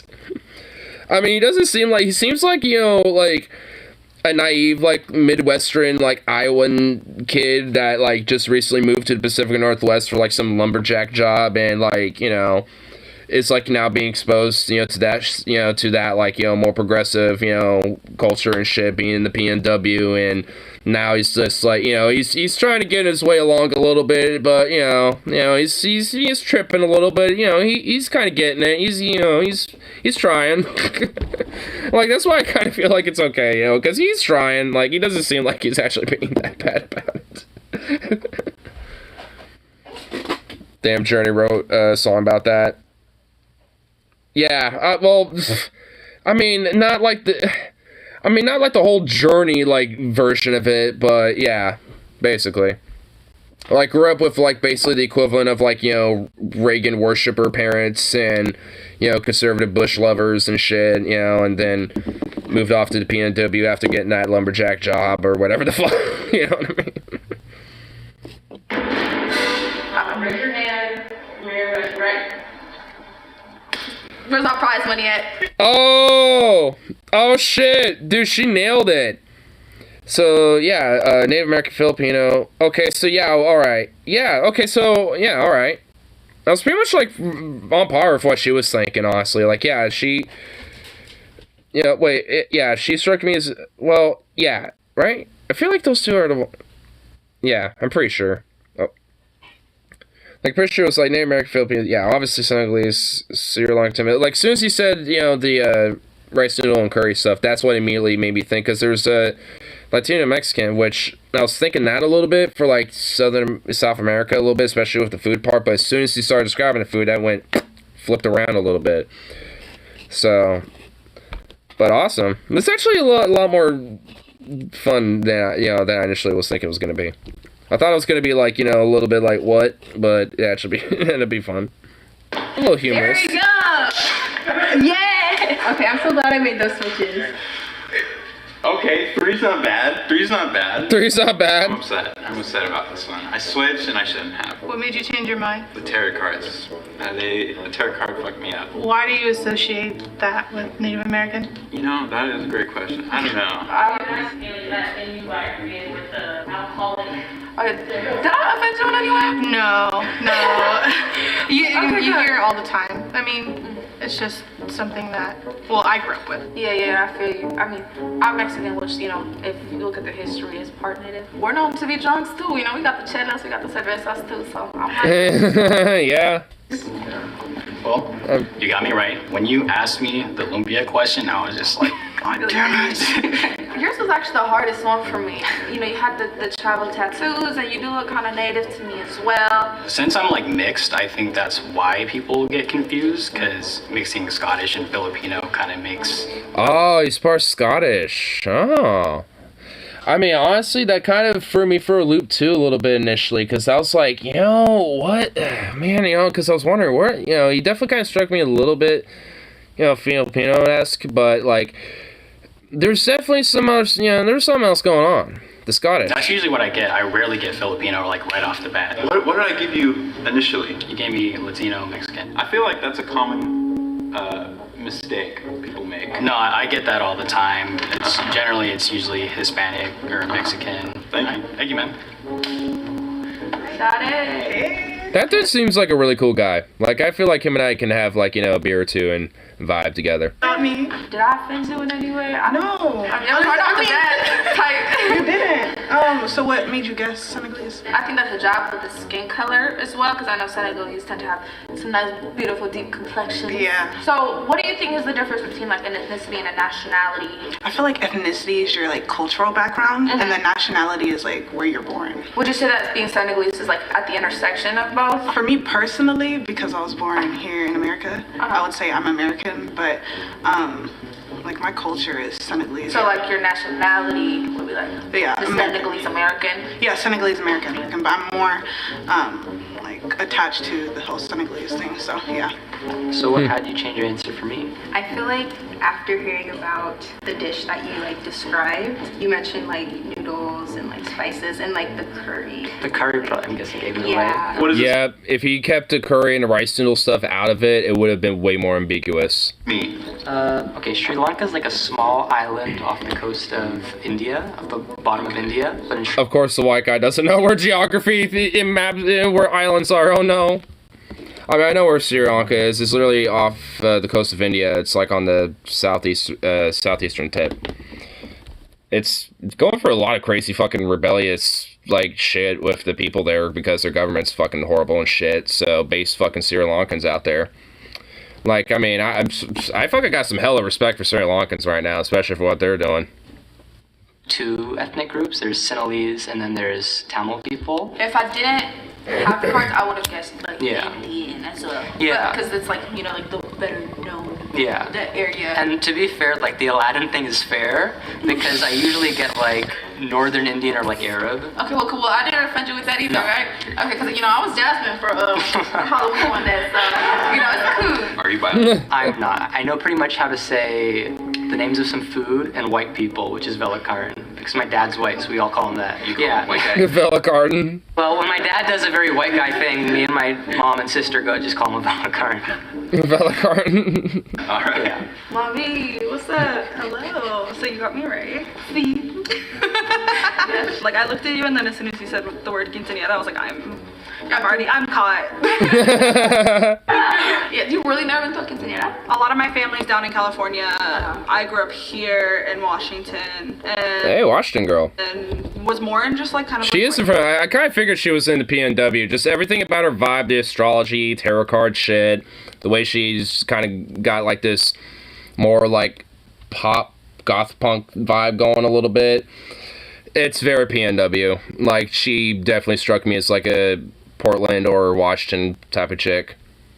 Family in Cali, moved up north. My mom speaks Sounds fluent right. Spanish. French I learned in high school, and then Finnish is another one of my family languages. My dad's side of the family is from Finland, and so that's Wow. where that comes from. How do you feel like you interact with your culture, especially when you're not So that's weird. Like college chicks and shit. Like Logan when he was in like PCC and like and shit, he would always bitch about like how there would be like chicks into astrology or whatever the fuck. Wait, what was this other part I was mentioning? My dad's side of the family is from Finland, and so that's wow. Oh, her dad's side of family is from Finland? Damn. where that comes from. How do you feel like you interact with your culture, especially when you're not particularly surrounded by it? There was always like the back and forth. I was too white for the Mexican crowd, but I was too Mexican for the white crowd. She got me right. Yes. What made you say black? I was sensing that from you, and then also learning more about like the foods that you like to eat, your cultural traditions. Really reminded me of my mom's side of the family, so I felt pretty confident. What made you say African American? I think African Americans can be like, I guess, very diverse. Me? Yeah, I know. Yeah.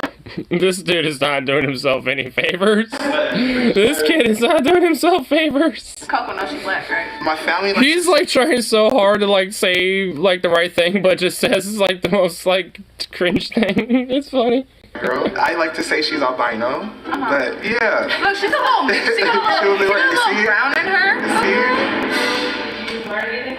I learned another way to say white guy. Sri Lanka? Yeah, I don't think that was it. I think it was Farrakhan or something like that. Dude, I like how it's like, did you learn anything today? They just had him, that's it. It's like, did you learn anything today, white guy? Oh my god. You know, that was pretty fucking funny, honestly. I mean, like, I definitely like the, like the Filipino doing that, Mexican American chick. Like, those two, like, I definitely feel like I'd hella vibe with. I mean, Mexican American chick from Washington, I mean, she honestly, hella fucking cute. I remember. I wish I could give her I think you have to have, like, 1,000 subscribers or some shit for that, so. I don't know. Bump me up. Help me out with that. YouTube takes, like, 30% as a cut anyway, so. I mean, it wouldn't be like that. Amazingly like insane when it came to numbers on that, but hey, a little tip jar, I suppose.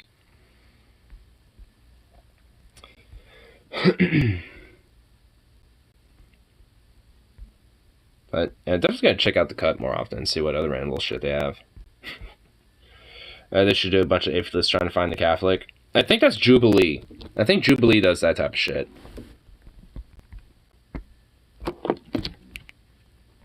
Oh, wait, hold on. Yeah, Jubilee. Yeah, here. Yeah, Jubilee is what the group does that. Blind dating 6 women by their music taste. Really, huh?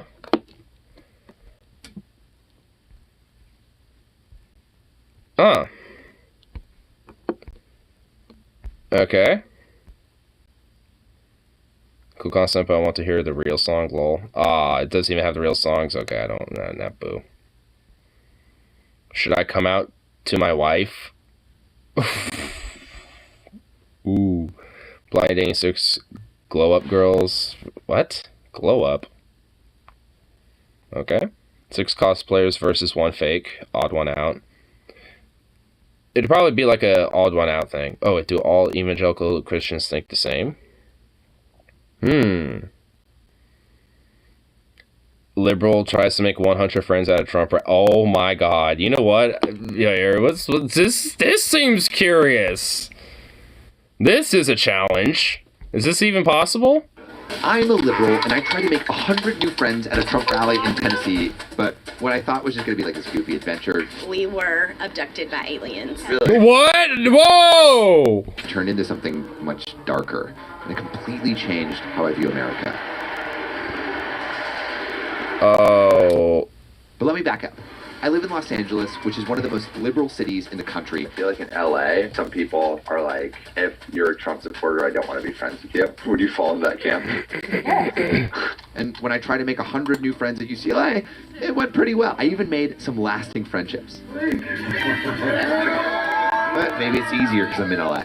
What about America at large, where it feels like we're more polarized than ever? So I wanted to try this experiment again and see if liberals and Trump supporters could be friends. Which is why I flew to Memphis, Tennessee and bought a ticket to attend a Trump rally, aka the American Freedom Tour. Oh my god. These tickets are expensive. Oh, and whoa. I just looked up for what? What's that price? And holy these tickets.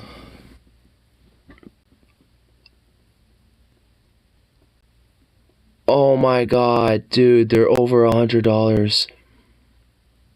An Eagle ticket is $95. A citizen ticket is $55. Liberty is $195. A VIP is like $400. Delegate is $500. Chambers $1,000. Ambassador is $3,000 or $1,300. Congressional is $3,000. Presidential is $4,000. Oh my fucking god. Coming with me, but he seemed a bit nervous. How are you feeling about going to a Trump rally? I'm not prepared for any of that. What was that hat? I'm not prepared for any of that. Trump rallies matter. Oh my god, he's wearing a hat on a hat. Oh my god. Unironically wearing a hat over a hat. I didn't feel prepared either. So to give our adventure some purpose, I created a quest list. I wanted to meet a celebrity, have a meal with a Trump supporter, get a Trump supporter to invite me into their home, and since I'm entering the Bible Belt, I figured let's try to go to church with someone. With our quest mapped out, I got ready to meet Malik. Oh my god. Oh man. Where are you guys from? From Thailand. You know what, let's just see this quest. Meet a celebrity, I mean... washed out celebrity, I mean, sure, that'd be curious and a fun little interaction. Meal of Trump supporter, sure. I mean, I'd have a bite with, whoever and have a convo. And get invited to their home, no thanks. Go to church, fuck that. I do only 2 of these things. Why is there Buddhists here? What the hell? Wait. Oh, never mind. It's just this hoodie. Yeah, that's me. 1,000% going to have to do a montage with this truck. Fast life, the fast living. Guts, glory. Yeah. Truck. I adjusted to this massive truck and the ridiculously warm weather of Memphis. I was getting more and more stressed the more I thought about what I had to do. So to calm my nerves, I called my ex-girlfriend. The ex? Hey. Like, I don't have any clue what I'm doing here. You should probably walk around Memphis today to get a feeling for the city. It's like you haven't talked to anybody, you don't actually know what the people are like, you've never been to this place. Get like culturally aware. Honestly, great advice. Quick question. Yeah. Do you think LA or Memphis is friendlier? Oh, Memphis for sure. Why? Well, it's just friendlier people than Los Angeles. Do you want to be friends? No. I feel like the people in LA are assholes, so probably Memphis. I'm from LA. LA, because you can smoke more kush there. LA, because you smoke more kush there. Quit! Memphis sucks. I've lived here all my life. Y'all should come to the Bluff tonight. What's happening at the Bluff? Never been to the Bluff on a Thursday night. This is my first time in Memphis. Of course I've never been. Ask me another question. I was feeling a pretty friendly energy, so I told people what the heck I was doing. You know what? Memphis don't seem like too bad of a place to hang out at night. You know, this seems like it has like some fun fucking nightlife. We have this show called 100 New Friends. We were at UCLA. We like brought 100 people together. Friendship.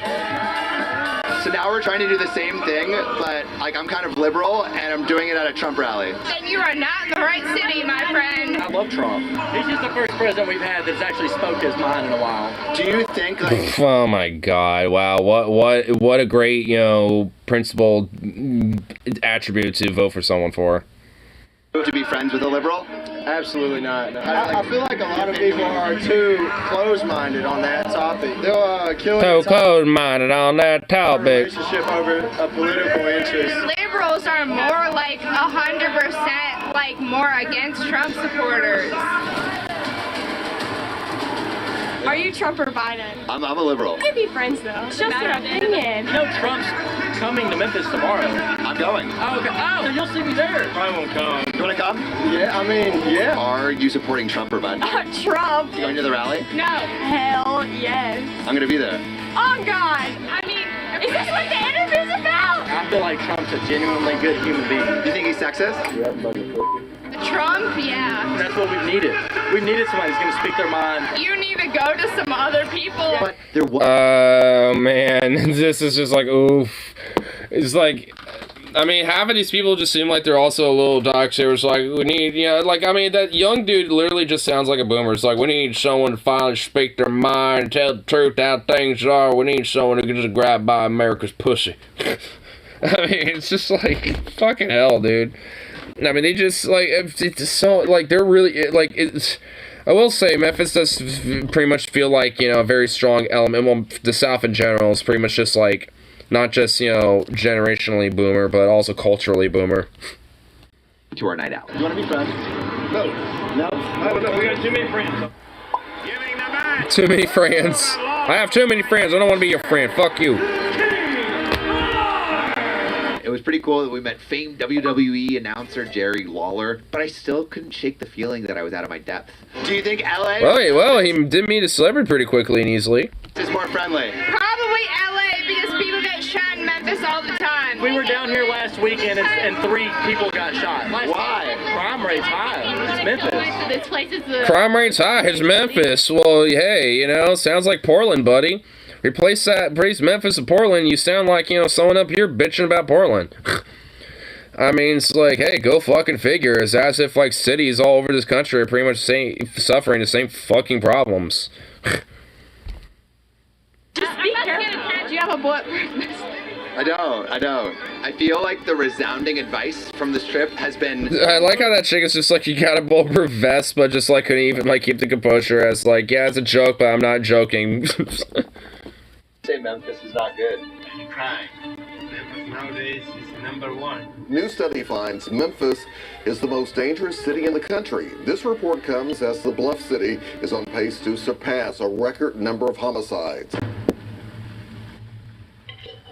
In an effort to get some thoughts from the other side of the aisle, I decided to follow some sage wisdom I got the night before. Go to Rhodes campus. They're not Trump anywhere near that school. I'd never heard of Rhodes before, but they said it really puts the liberal in liberal arts. Campus is beautiful, but there is no one here. Hey, excuse me, do you guys want to be friends? I'm Sam. with you. What's your name? Ricky. Isaac. Robin. Juliet. Harrison. How do you guys all meet each other? About to go. Do you go here? No, I go to UCLA actually. Turns out Ricky was an incoming freshman, super nice guy, philosophy major, liked to ponder about the world, and I had just stumbled upon orientation. ready to meet the challenge of college life. I met a lot of people from like both extremes, and at the end of the Dude, their fucking college like cafeteria room looks fucking like what? Like fucking like it looks nice. Got nice like wooden tables and stuff. Like damn, this shit. really what it comes down to. It comes down to like who they actually. I just don't get into politics. It's not exactly someone's house, but we kind of got invited to dinner. I would call it having a meal with a Memphisian. Mission accomplished. We might not be able to get like 100 people. We're learning a lot about Memphis. Excuse me, do you guys want to be friends? Sick. My name's Sam. Beatrix, nice to meet you. Sage, nice to meet you. This is Malik. Are you guys friends? No. Yeah. Oh, there's conflict. One said yes, the other said no? Question mark. We'll be friends after Sage graduates. Yeah. Okay. A few moments later. I don't really talk to Trump supporters, and so there's a rally here on Saturday. A word of advice. I say tread lightly, not because these people are like super dangerous or like anything like that. I think the people that you are going to meet believe what they believe for a reason. Before you can have a conversation, you have to have an element of respect and understanding. Do you think you could be friends with a Trump supporter? Probably have friends that are Trump supporters right now. But I also see like holding the beliefs of hatred is negatively affecting the person that holds those beliefs. The Southern experience is not a monolith. Like, you are probably not going to find a lot of Trump supporters in this area at all. Yeah, we went down to Beale Street yesterday, and it was like 50-50. Trump. I'm liberal. I love Trump. Beale Street is probably not super representative of Memphis. I mean, it looked like those two chicks that were hanging out together seemed like, you know, a conservative and a liberal chick hanging out. I mean, yeah, it seemed like Memphis is overall pretty 50-50, but this is kind of like the more liberal area in this, like, Rhodes district or, like, the Rhodes, like, campus. Like, I'm assuming a college out there. Don't exactly vibe with someone or university or something with, like fancy tech equipment to like talk about things. I mean, like, what are you doing on Saturday? I mean, I'm doing Juneteenth things, and I'm not going to invite a white guy from LA. Like, think about it for like 2.5 seconds, and it will make so much sense. Yeah, honestly, she's black in the South. Yeah, it doesn't take it doesn't take 2.5 seconds at all.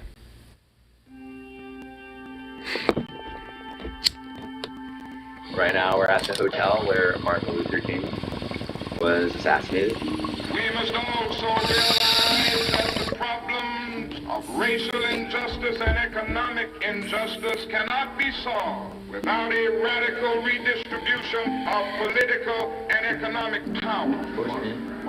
And they are the very people telling the black man that he ought to lift himself by his own bootstraps. Dude, I honestly never knew this museum was a thing. Another reason to go to Memphis, I guess. See with the people around here, economics is a problem. Music Arts, and National Civil Rights Museum is there. Just people, which is why I just don't really think that politics is ever going to work the way it's set up, because we just elect these people to represent us, but you can't represent everyone. How are you feeling, like, emotionally? It's not really that. It's that the fucking electoral system as it is and the binary system does not represent anybody. That's the problem. Yeah. No one's heard anymore. Do you want to be friends? No? Not even a little bit? Sorry, what? Sorry, what? You want to be friends? No. Nice to meet you guys. Do you want to be friends? No. Should we get another drink? Let's get another drink. Do I look like I'm with CNN? You just do this to meet women, older women. Oh, do you want me to meet you? I like the horses.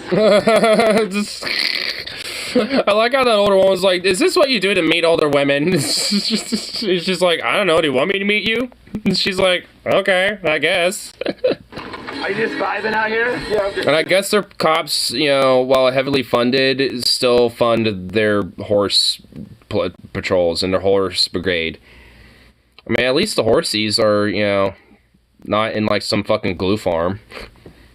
Hey man, y'all be careful down here, okay? Oh, Derek's sick. What do you think about, I guess, like, politics in friendship? If someone's conservative in their politics, that doesn't define who they are. It probably more speaks to their background and, you know, ways they were raised. So you bury Yeah, I kind of tend to agree with that. people in Arlington. What in the fuck is going on here? They're sailors.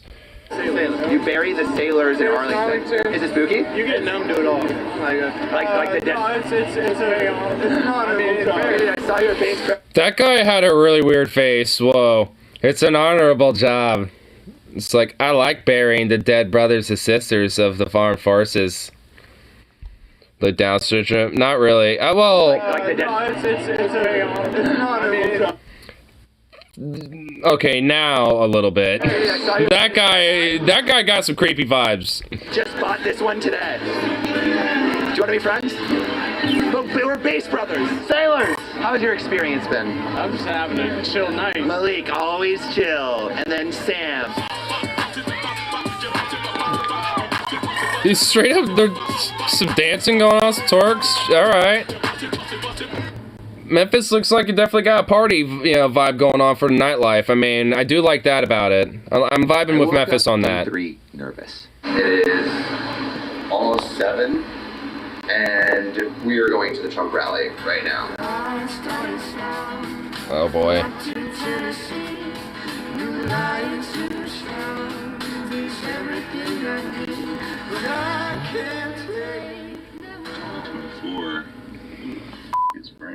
As you can hear the chants from the crowd. Let's go, Brandon. I feel uncomfortable. You don't know what's gonna go down. Alright. The rally. Oh shit. We always like to set the tone right. They're starting out by honoring God and honoring country. What? Gross. Of the United States of America. And then there seemed to be a call for friendship. Look around, meet new people, introduce yourself to new people. I got a bit inspired, so I took the pastor's advice and decided to say hi to a few. Do Christians do this so much? Dude, like, I mean, I will, like, if I was the pastor doing it, that makes total fucking sense. Because, honestly, like, being, like, raised Christian a little bit from my mom's side, having to go to church, yes, they would do this. It's like, after a prayer, like, go ahead and meet, introduce yourself, to someone beside you. And honestly, it was just a ritual thing. It wasn't like you were actually meeting. It was like, hi, my name is blah, how you doing, blah, blah, blah, good to meet you, It's just literally just some base cordial shit. Like, I mean, it wasn't even like, oh, yeah, let me meet you, yeah, what's your name? Oh, yeah, okay, yeah, maybe after this we can go grab a bite or something. Like, it was never, like, it's never, like, any of that. Out to the convention center. It's just a weird Christian ritual thing of like, meet your neighbor. Trump, why? Trump supporters. No brainer. What do you think? Trump supporters. We're American people.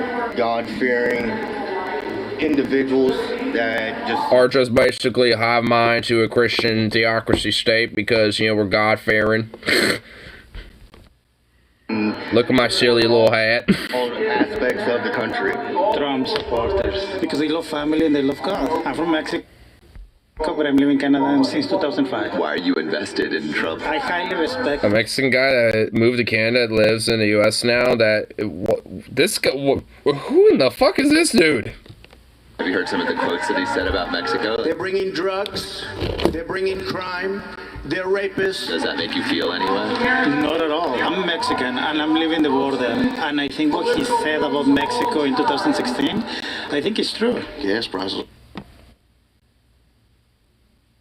Wow. Sad. Do you think that's the main reason that you support him? Biden don't know what he's doing. Why do you think that is? Everything's going up, inflation. Do you feel? Yeah, that was kind of helped by Trump there, you dingbat. He started that, you moron. The Trump community? Oh, I definitely feel at home. Are you from Memphis? Yes, I'm from Memphis. It is tough. Crime is very high, and a lot of people are out of work and don't want to work and out looking for things to do that's not. Yeah, hey, guess what? The reason why people don't want to work is because they don't want to work for slave wages that, don't give them any gratification or satisfaction or actual, basis of living, when it comes to those fucking jobs there, bro. That's the main reason why. You could be friends with a liberal. And offer into the entire world for possible. So I'll be friendly to everybody. Absolutely. I got a lot of friends that are liberals. Got a lot of fans. While you're wearing a fucking Proud Boy shirt. Or a Patriot Prayer shirt. Friendly to everybody. Absolutely. I got a lot. Yeah, he's wearing a fucking Patriot Prayer shirt. Yeah, well, yeah, I could be friends with libs. Yeah, what, like Tim Pool libs?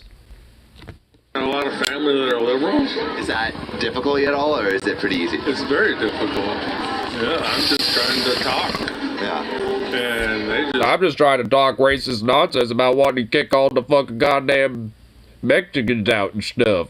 And now black people I know the flesh, but you know, they just make it difficult. Get upset. Do you have any friends currently that are not family that are liberal? No, this is Tennessee. I actually wrote a book. I don't call them Democrats. I call them Democrats. I would actually say I'm a liberal. Oh, damn, got them. Democrats. They're the Democrats. Got them. See? Checkmate those liberals. Oh, my lord. What are your thoughts on LA? Now, turning to 2,000 Mules, you know, this was a tricky topic because... Do you think you could be friends with a liberal? Yeah. Do you think, like, liberals would do the same for you or no? No. Why not? Because they judge you before they get to know you. To our detractors, you. Oh, I can be friends with anybody, but just don't try to put your stupid beliefs on me. And I'm not going to put if you think my beliefs are stupid, on you. Like, what do you think the best way is to, like, unify the nation? Bring God back. Stop trying to take it out of schools. Stop persecuting your churches. I don't think... How about we do the exact opposite of that and continue to make sure God is out of schools, and we continue to actually, well, we never do it anyway. They're tax exempt and actually have no persecution. If anything, are emboldened and get pay cuts and, you know, tax cuts and, like, fucking little bailouts here and there, if anything. Divided. Reality is, I would say... I mean, you lobby our fucking government. Average American, we probably disagree on maybe 4 or 5 topics, and that's it. I would actually consider myself, like, fairly liberal. I'm from Los Angeles, like... Born in Santa Monica. I live in Santa Monica. I'm gonna get a hug. There you go. I like that. Bill, Sam, nice to meet you. Well, I guess I made a buddy there. I felt the ice breaking. Like, this was real flowing conversation. They knew I was a liberal, but we're still down to just chat. And we talked about a bunch of things, but eventually we went down a slightly different rabbit hole. Yeah, have you done psychedelics before? Yeah. What are your experiences like? Whoa, talk about psychedelics? $5, you can figure out the meaning of life. Out in the middle of the desert, seeing UFOs flying around Edwards Air Force Base. Do you believe in aliens? Yeah. Believe in a superior being. I think everything's designed to keep us questioning, but all we got to do is have faith in the Lord above and love one another. Do you want to be friends? Sure, of course. Yeah, sure. Why not? Oh, I don't care. On what? Social right now. Sam, what's your name? Terry. Okay, I got Terry. On the bus, by the way. You do? Yeah. Can I have a tour of the bus? Go open the door and walk in. I don't care. That was nice. Oh my god. What is this? I just started really processing that fucking bus. Open the door and walk in. I don't care. That was nice. Owens, Trump, DeSantis. Oh my god. Look at this fucking amalgamation. Oh my fucking god. I hope that bus honestly unironically gets egged. Just... I can't believe he doesn't give me the keys. Damn, dude. The fucking inside of that shit. What the fuck? There was a ton of anticipation inside. But I wanted to chat to a few more people before we took... Bruh, like, you know that dude basically has nothing to do with his, like his stock investment money and his, like, retirement pensions and shit, and that's just what he wastes his on. It's just, like, fucking pimping up his RV with Trump shit. Some commotion outside. My and I God. saw a film crew I thought I recognized. They were wrapping up some interviews, so I went over to say hello. Hello, how's it going? Can I talk to you? No, not right now. I'm on a break. But okay. How long are you on a break for? For a little while. But your whole thing is chatting to other people. Yeah, that's my thing. Yeah. Happened on January 6th. What do you think? What happened there? I don't really know what happened on January 6th. Then what's the difference? I am not the commander-in-chief in charge of the United States of America. Doesn't matter. Well, I think that's an important detail. But you don't want to talk to other people? Sorry, but thank you so much. All right. Well, yeah. Have a good one. Later. Jordan wouldn't talk to me, but maybe one of the Trump supporters that he was just talking to would be down to chat. I'm pretty sure that's a guy named Jordan Klepper. Basically what he does is he just clowns on Trump people. We get so demonized as Republicans. He just, like, I mean, he got denied by Jordan Klepper, and now he just fucks on. He's like, you know what? Nah, fuck you, bro. We're gonna clap on you. We're gonna just oust you.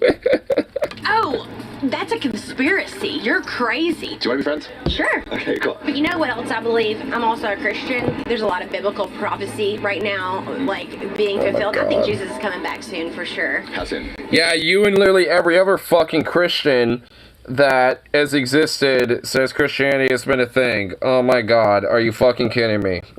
Oh my god, For real. Have you heard all the stuff about aliens here lately? I was talking to it. I like how she went from Christianity to fucking aliens, dude. These people. UFOs. You know what I think they're gonna say? I think all the Christians, we're just gonna disappear. And I think they're gonna say that we were abducted Based? by aliens. Are you excited for that? I am very excited for it. Do you go to church? Whoa, hey, excited to be, like, just disappeared by alien abductions? Okay, cool. Alright. Hey, why do you make are there conspiracies, like what they think reality is, always so much more fucking cooler than what reality is? Man. You going tomorrow? Yes. One of my goals was to, like, go to church before I leave. I could find somewhere for you to go. I go to women's class, but I could find... Can I come with you? Yes! Okay, a bunch of kindness yet again, and I was feeling a little bit confident. He's actually over a third of a way there for getting friends. To get 100, friends out of this, like, he's got 39. He's getting there. Buddy Jordan. He's almost halfway there. At this Trump rally, at a bad moment. So I went to go say hi to see if we could be friends. Do you want to be friends? I'm so sorry, but we're working, man. so busy. We want to be friends, but he's working right now, so we can't do interviews. My job is to talk to people, that's why I'm here. Yeah. Creating content for the show that we work on. Yeah. If that's your job, that's great. But my job is not to talk to you about that. My job is to talk to other people. He kind of represents what I think I am trying to not do. Literally, people here have never heard of him because he exists within the liberal echo chamber. I don't know if it changes minds. It just cements your tribe or whatever. It feels like. I mean, honestly, he just basically is trying to be very hyper elusive in a way, being like, I don't want to actually reveal what I'm about and what I'm doing, to these people because I want to just strictly fuck on them. I will give this dude some credit, actually just trying to talk with them in a sense, just on the virtue and the curiosity to see if he could, be friends with them. The politicians and, as usual, people in charge that are controlling everything are taking advantage of the people who have good intentions and have been kind people. Everyone I've talked to has been cool. You can still find the views absolutely disgusting, and I do see some of them that way. Politics is just one aspect of a person. There's a lot more to them. Maybe some of them are confused, but they can still be kind. There are people at the top that are manipulating everyone below. True. I stepped back into the convention center, and the fervor of the crowd was increasing. Everyone was getting more and more excited that Trump was about to take the stage. And so on my way back in, I ran into a few new friends. Hey. Then I ran into Craig. 47, oh my god. The conversation weirdly turned to Burning Man. Do you want to go? No, of course not. Why not? This is the most terrible place. Really? You are building community from the ground up. Isn't that exciting? All the buzzwords. Oh, you're building community. But isn't that what we're doing here? We're building community, you're talking to people. Oh, buzzwords, building community, it's what? Not. I love how he's talking about, oh yeah, you and your liberal phrasing buzzwords and stuff, and it's what? Conservatives don't do the same thing when it comes to woke, or grooming or whatever fucking buzzwords they got. Really? Community right here, right? I know what you're saying. Wait, why the eye roll? Why the eye roll? I'm probably not using the same vocab that maybe is more familiar, but I feel like we're talking about the same thing, right? What rubs you wrong about what I'm saying? It doesn't rub me wrong. But you rolled your eyes. I mean, yeah, it's kind of rubbing you wrong, evidently there, buddy. Someone uses that word. Community? Yeah. It's you're trying to adopt significance. Isn't that what we're all trying to do? Isn't that kind of the point of what community is about, to have significance with the people that you're around, and collectively, that uplifts that community by uplifting each other? Is that kind of the point?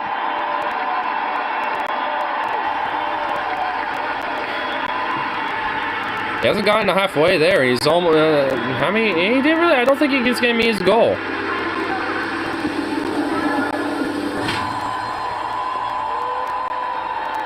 But Trump's coming up now. Oh boy.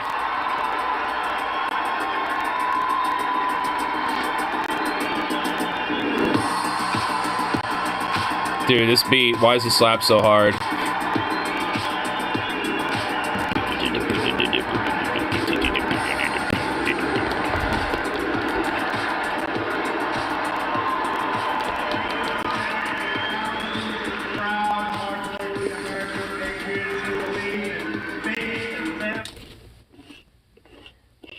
Oh, there's Buddy.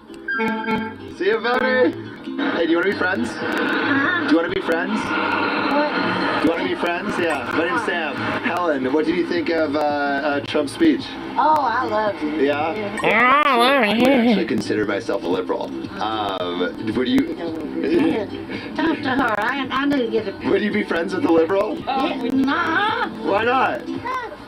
Oh my god, she was like, yeah, I'll be friends with you, but then he put out the, like, I'm a liberal. She's like, no, I'm out of here. No, you're contagious. Talk to her. Spread the liberalism to her there, buddy. Oh my god, what a weird little lady. Hey, Ollie. How's your Sunday? You come to our women's class. Okay, thank you so much for inviting me over here. What is a women's class to this lady? I'm Sam, how's it going? I got some breakfast burritos and Oh my God, also amazing. kolache. Oh, thank you. Oh, what, they're making, like, foods? Hello. And now we're all new friends. So let's pray. Lord Jesus, we just thank you so much for this day and for this gathering of people, God. We ask that you would be glorified, that all that we hear and say, God, would... Oh, I didn't even get to halfway there. Then we got 45. To you, Lord, help us to love you and love those around us more. You know, I pray and thank you. Amen. Amen. So, in doing so... No, I'll get back to it. I want to see at least how this totally wraps up. Solomon said, okay, sure, and then he married 700. I heard you. Yeah, I was just shocked about how, like, you know, Solomon had, like, 700 wives that he, like, forcibly married, you know, to him. Yeah, Oh, so funny. But thank you so much Oh my for god. inviting us into this world. And yes, of course. Thank you for inviting me. Ah! They're a fun group of people. I like that. Yeah. That was nice. It was super wholesome. One time that people were just all happy. Let's head out. As Malik and I headed to the airport, I was reflecting on this whole trip and this whole idea of friendship. Malik and I met randomly at UCLA a few months ago, all because I asked him, hey, do you guys want to be friends? He just said no, and so much would have been different. But because he said yes, it led to us traveling across the country and doing something that we'll both remember for the rest of our lives. This friendship, like most of the best things in life, started out with a small step, a tiny interaction, a question. Now, it's led to this deep friendship. On this journey, we connected with so many people that didn't share our politics at all, and that left me wondering if this divide, Trump versus Biden, red versus blue, Democrat versus Republican, is a way of thinking that doesn't serve anyone. Yeah, it doesn't. The prodigal son has come from Tennessee. Hello. I mean, of course it doesn't. I mean, it's meant to serve, you know, the top 1% and the upper echelon of the owner class. Because as long as, you know, people on the underneath, you know, continue to be divided on various different little quip issues, especially when it comes to the bi-party electoralism. Yeah, I mean, of course, it's like it maximizes, you know, the wealth and the power to the very top, and keeps people on the underling, you know, just, you know, ideologically and politically, you know, divided and tribalized, or at least, you know, very fractionalized and not organized to a point where they can, even with differences aside, you know, be able to get to a, you know, common cause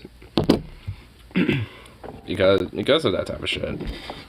Because it doesn't serve anybody.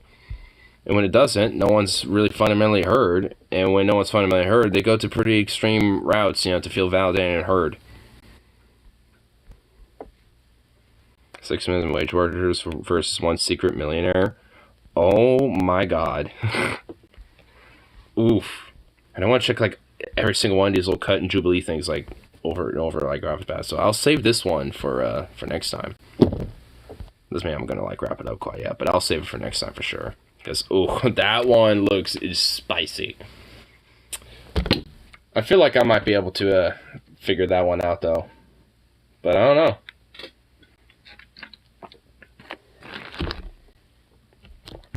Here, I'll kind of tease myself a little bit, try to get an idea by looking at everybody.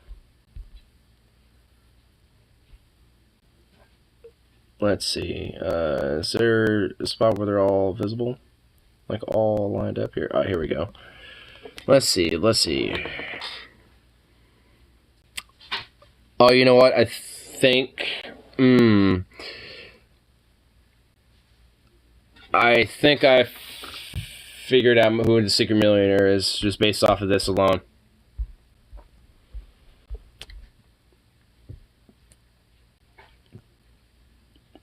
Like, on the far right, third one in on the right, chick with the, somewhat of the ripped jeans a little bit.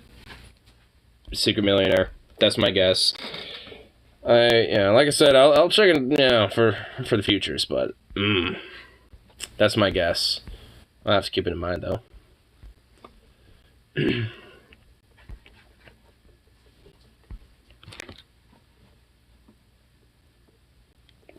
Zukoff, what are you doing? What are you doing, boo-boo?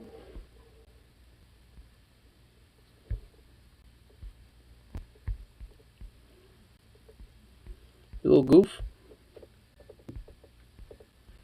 Here, let's see whatever little thing's on, too.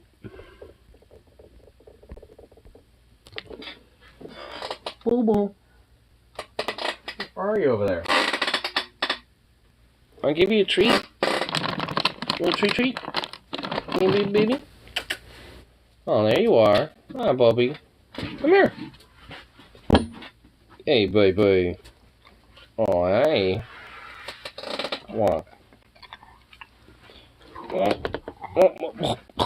Come here. Oh, you stretchy boy. What?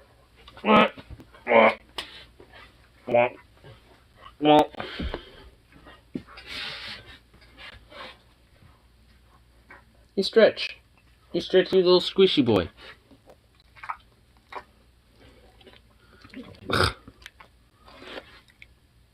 Good lord. It makes so much noise.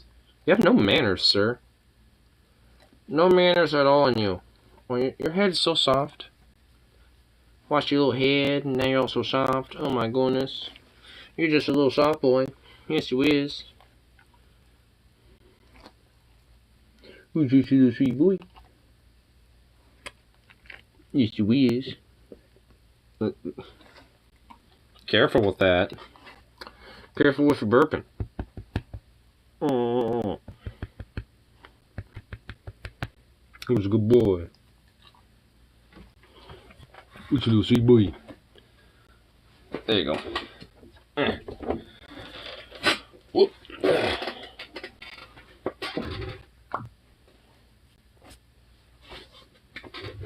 Oh, look at you. Yeah, I'll give you a little snack. A little something to snack on. Man, why is my fucking elbow also got an itchy? No, not. What the hell? Boo.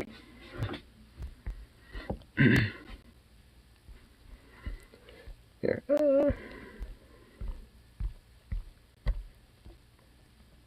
Not too much else on to be honest, looks like. Boo.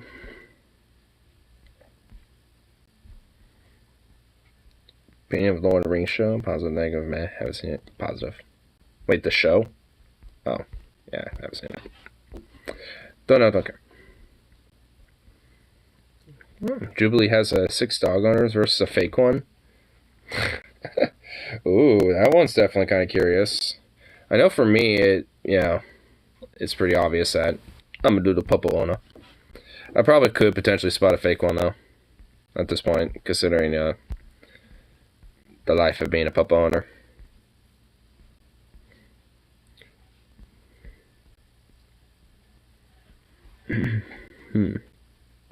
I don't really know too much else on too, but boo. That is sad. Sad and disappointment is significantly immeasurable. Hi, for today.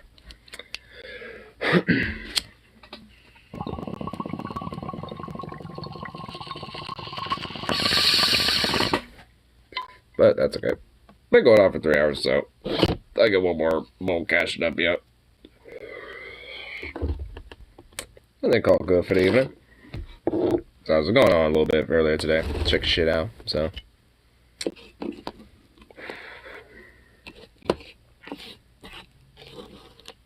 Little sweet little Zukov boy. It's probably not going to be used to my very early missed shift for barbecuing tomorrow. I'm going to leave him here at 10. It's going to be like, what the hell, bro? Why? Why'd you do that?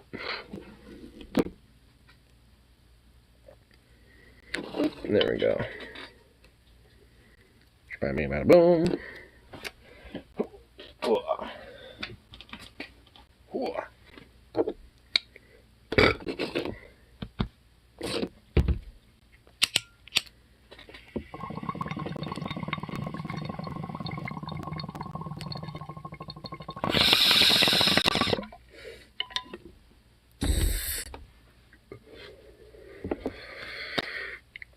Anyway, I'll call it good for the rest of the night, so peace out, and of course,